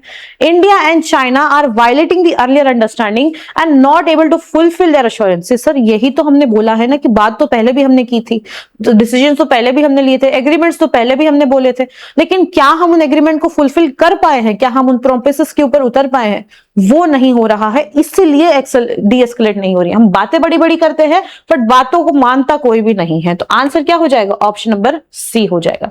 एकदम correctly दिख रहा है मुझे, एकदम स्टार्ट, ठीक है। Meanwhile, there is a joint statement of both the countries. Then why India is dubious about the China step ahead? बताओ क्यों dubious है? एक तो उनकी मीडिया के चक्कर में, ठीक है। Because there is lot of contradiction between China's assertion from time to time. China is insecure about the occupancy by troops on the LSE. China does not adhere to the international policies of peacekeeping and encroaches at LSE. And border peace is not an important issue to be resolved for China. या फिर all of these? बताओ क्या लगता है, क्या answer होगा? Answer देखो, ये तो नहीं हो सकता कि बॉर्डर पे इसके लिए इंपॉर्टेंट इशू नहीं है, तो ये नहीं होगा, तो ये भी कट जाएगा, ऑल ऑफ दीज भी कट जाएगा, ठीक है। China does not adhere to international policies of peace keeping. क्या इंटरनेशनल पॉलिसीज को भी वो अदर कर रहा है? इंटरनेशनल पॉलिसीज की हमने बात ही नहीं की यहाँ पे, है ना, कि इंटरनेशनल ट्रीटीज क्या, इंटरनेशनल एग्रीमेंट्स क्या उनके अगेंस्ट जा रहा है, तो इसको भी काट देते हैं। Because China is insecure about the occupancy. क्या चाइना इनसिक्योर है कवरिंग ऑफ लैंड को लेकर के? China will not lose an inch of land. एक स्टांस जरूर आया है इनसिक्योरिटी का, लेकिन क्या मोस्ट प्रोबेबल आंसर ये होगा?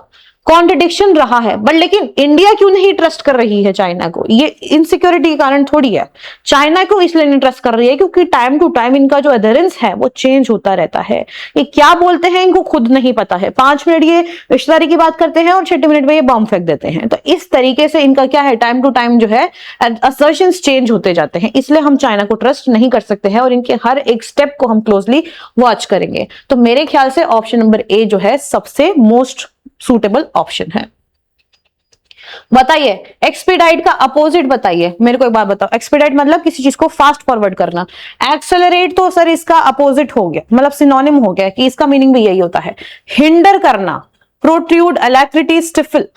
तो मुझे क्या लग रहा है कि hinder is the correct option. क्यों है hinder correct option? Because sir hinder ही एक ऐसा वर्ड है जो इसका एकदम एग्जैक्ट अपोजिट बता रहा है। अगर यही एग्जैक्ट अपोजिट है तो मतलब बाकी सब ऑटोमेटिकली गलत हो जाएंगे। एक्सपेडाइट करना मतलब किसी चीज प्रोसेस को तेज करना और हिंडर करना मतलब किसी प्रोसेस को रोकने की कोशिश करना। तो option number B is the correct answer. Which of the following can be the most suitable theme of the passage given above? बताइए क्या पैसेज का थीम हो सकता है? अब तुमसे थीम पूछी है ना, टाइटल वाइटल नहीं पूछा है, थीम पूछी है। हम यहां बेसिकली चाइना की ही तो बात कर रहे हैं। ट्रेड ऑफ टू कंट्रीज तो नहीं होगा। International policies to establish peace treaty ये भी नहीं होगा, बिकॉज हम तो यहाँ पे क्रिटिकली साउंड कर रहे हैं। इकोनॉमिक का पर्टिकुलर नहीं है। Importance of peace keeping, sir हम बेसिकली यहाँ चाइना के डबल फेस की बात कर रहे हैं कि चाइना किस तरीके से मतलब टॉक्स के अंदर बहुत बातें बोलता है लेकिन बाद में उसके ऊपर खड़ा नहीं उतरता है। दैट मीन्स कि यहाँ पे डबल वामी ऑफ चाइना सबसे मोस्ट सुटेबल थीम होगा कि हम चाइना की डबल फेस, चाइना की हिपोक्रेसी या चाइना की डिप्लोमेसी के बारे में हम यहाँ पे बात कर रहे हैं। तो option number A is the most suitable या मोस्ट प्रोबेबल ऑप्शन। तो इस तरीके से आपका ये खत्म हो गया है पैसेज। आप चलते हैं अगले पैसेज पे और ये पैसेज जो है ये आपको खुद से करना है, ठीक है। ये पैसेज आपको क्या करना है, खुद से करना है। ये तुम्हारा होमवर्क है। इसकी जो पीडीएफ है ये लिंक हमने डाल दी है डिस्क्रिप्शन में, डाउनलोड करना और इसको खुद से करना। एक पैसेज आप खुद से करेंगे तब आपको समझ में आएगा, ठीक है। चलिए अब आगे चलते हैं। अब आता है हमारा अगला टाइप, ये हमारा लास्ट टाइप है कॉम्प्रिहेंसिव पैसेज का। अब देखो कॉम्प्रिहेंसिव पैसेज क्या होता है, इन पैसेज के अंदर जो फंडामेंटल आइडिया रहता है कि आपके एक्सपीरियंस की नॉलेज को चेक करें, है ना, कि कैसे आप वर्ड्स को समझ रहे हैं, कॉन्टेक्स्ट को कैसे डिस्करेज कर रहे हैं, और ऑर्गेनाइजेशन ऑफ पैसेज, मतलब बेसिकली नॉर्मल एक कॉम्प्रिहेंसिव तरीके से आपको करना होता है। इसमें ना ये देखो ज्यादातर तुम मेरे को वोकैबुलरी और इन सब पे पूछा जाता है, तो it is similar to what we study in the, जो हमने उसमें पढ़ा था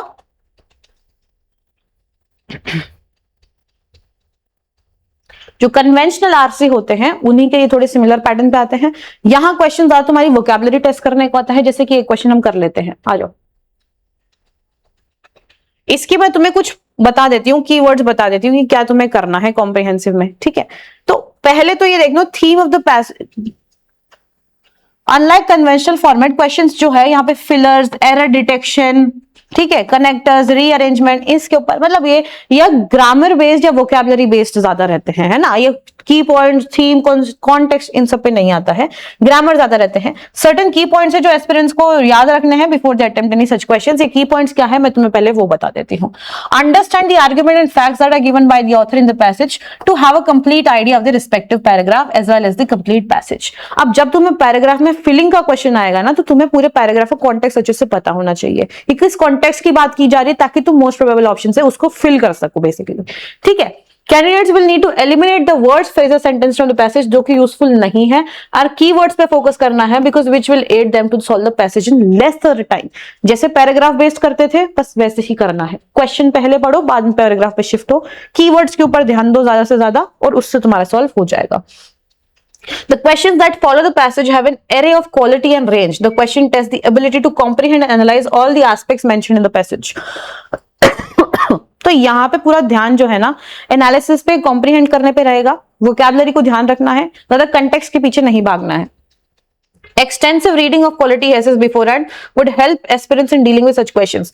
अब मैं तुम्हें एक चीज बताती हूँ, अगर तुम अपनी रीडिंग इंप्रूव करोगे ना, हिंदू के न्यूज़पेपर पढ़ लिए, आर्टिकल्स पढ़ लिए, उसके बाद में कोई किताब पढ़ ली, कोई नोवेल पढ़ ली, तुम्हारे को ऑटोमेटिकली आंसर्स आने की एक हैबिट डेवलप हो जाएगी। तो reading is very important when you are preparing for reading comprehension, क्योंकि जब आप कॉम्प्रिहेंसिव वाले जो आरसी करते हैं, जहां पे आपकी एरर डिटेक्शन पूछा जा रहा है, फिलिंग पूछी जा रही है, फिल इन द ब्लैंक्स पूछी जा रही है, कनेक्टर्स पूछे जा रहे हैं, इनमें ना आपकी ग्रामेटिकल पावर को भी चेक किया जाता है, और जो ग्रामेटिकल पावर है वो मोर रीडिंग एंड मोर स्पीकिंग। आप जब इंग्लिश सीखना चाहते हैं तो जितना तुम इंग्लिश में बात करोगे है उतनी ही तुम्हारी इंग्लिश स्ट्रांग होगी। Over period of time you will become so enhance in your pronunciation, in your vocabulary, that you will use the extensive words over the period of time. तो इसलिए आपको अच्छे से अच्छी रीडिंग करनी है। कुछ भी पढ़ने बैठ जाया करो, कुछ भी आपको फिक्शन पढ़ना, you read fiction because novels are the best source to increase your vocabulary. अगर आप डायरेक्टली डिक्शनरी उठाओगे तो तुम कितने वर्ड याद रख सकते हो, नहीं कर सकते हो। But if you know watching English movies और उसको इंग्लिश में ही सुनो, सब टाइटल देख लो चाहे, लेकिन उसको इंग्लिश में सुनो, हिंदी में मत सुनो। इससे क्या होगा, तुम्हारा जो प्रोनाउंसिएशन पावर है, जो तुम्हारी वोकैबुलरी वो इनहांस होगी, ऑटोमेटिकली दिमाग में जो है वो आंसर्स आने लग जाएंगे while you reading this questions. तो इसलिए इंप्रूव दैट। तो क्वालिटी रीडिंग बहुत जरूरी है इस चीज के लिए, ठीक है। चलो अब देखो ये सारे फिलिंग द ब्लैंक्स है, ए यहां पे फिलिंग द ब्लैंक्स है, यहां दो तो फिलिंग द ब्लैंक्स है। अब ब्लैंक बी का अप्रोप्रिएट फिलर पूछा है। चलो मुझे एक बात बताओ, ब्लैंक बी पढ़ते हैं, but poverty can not B dash from society. अब ये मेरे को कॉन्टेक्स्ट ही नहीं पता इसका, उसके लिए मुझे पूरा पैराग्राफ पढ़ना पड़ेगा। बट ये इसमें ऐसा कुछ नहीं है, ये सारे आपके ग्रामर बेस्ड हैं, जो हम धीरे धीरे अब जो पीवाईक्यू स्टार्ट करेंगे 2013 से 2025 तक के, उन सब में सब कवर हो जाएगा। तो यहाँ पे बेसिकली ग्रामेटिकल पार्ट है, जो एरर स्पॉट करना हो गया, रीअरेंजमेंट ऑफ सेंटेंस हो गया, फिल इन द ब्लैंक्स हो गया, इसमें अब ये आएगा। मेन थीम, सेंट्रल आइडिया, ये सब जो मेन काम था आरसी का वो मैं आपको ऑलरेडी समझा चुकी हूँ, और ये जब हम प्रीवियस से करेंगे तो ऑटोमेटिकली आ जाएगा। बाकी आपको इसको होमवर्क करना है। आपके होमवर्क में क्या है, एक तो ये वाला पैसेज करना है जो आपकी इसका मल्टीपल पैसेज का है, और दूसरा कॉम्प्रिहेंसिव पैसेज के दो पैसेज है वो आपको खुद से सॉल्व करने हैं। So this was everything about types of RC. अब हमने बेसिक कर लिया है, हमारे ऑलमोस्ट 6 से 7 क्लास हो चुकी, जहां हम सिर्फ आरसी का बेसिक पढ़ रहे थे, क्वेश्चंस को कैसे करना है उस चीज को टारगेट कर रहे थे। अब हम कल से स्टार्ट करेंगे हमारे पीवाईक्यूज 2013 से लेकर के 2025 तक के, और हम सारे पीवाईक्यूज को फटाफट कंप्लीट करेंगे। Thank you so much for watching the lecture. Keep practising properly, keep reading more and more as possible और तुम्हारी वोकैबुलरी अपने आप इनहांस हो जाएगी। कभी टाइम मिले तो डिक्शनरी पढ़ लिया करो या फिर नॉवेल्स पढ़ लिया करो। और तुम्हें पढ़ना अच्छा नहीं लगता, स्टार्ट वॉचिंग मूवीज। तुम्हारे फ्री टाइम में तुम अभी कुछ देख रहे हो, कोई कंटेंट देख रहे हो, वॉच इंग्लिश मूवीज जो इंग्लिश में ही हो, सब टाइटल आप लगा ले सकते हैं लेकिन इंग्लिश में ही उसे सुनने की कोशिश करो, जिससे तुम्हें थोड़ा माइंड प्रिपरेशन होगा, माइंड मेकअप होगा अबाउट यूजिंग द सेंटेंस और reframing the sentences. Thank you so much for watching the lecture. I hope आपको लेक्चर अच्छा लगा होगा। I will see you tomorrow.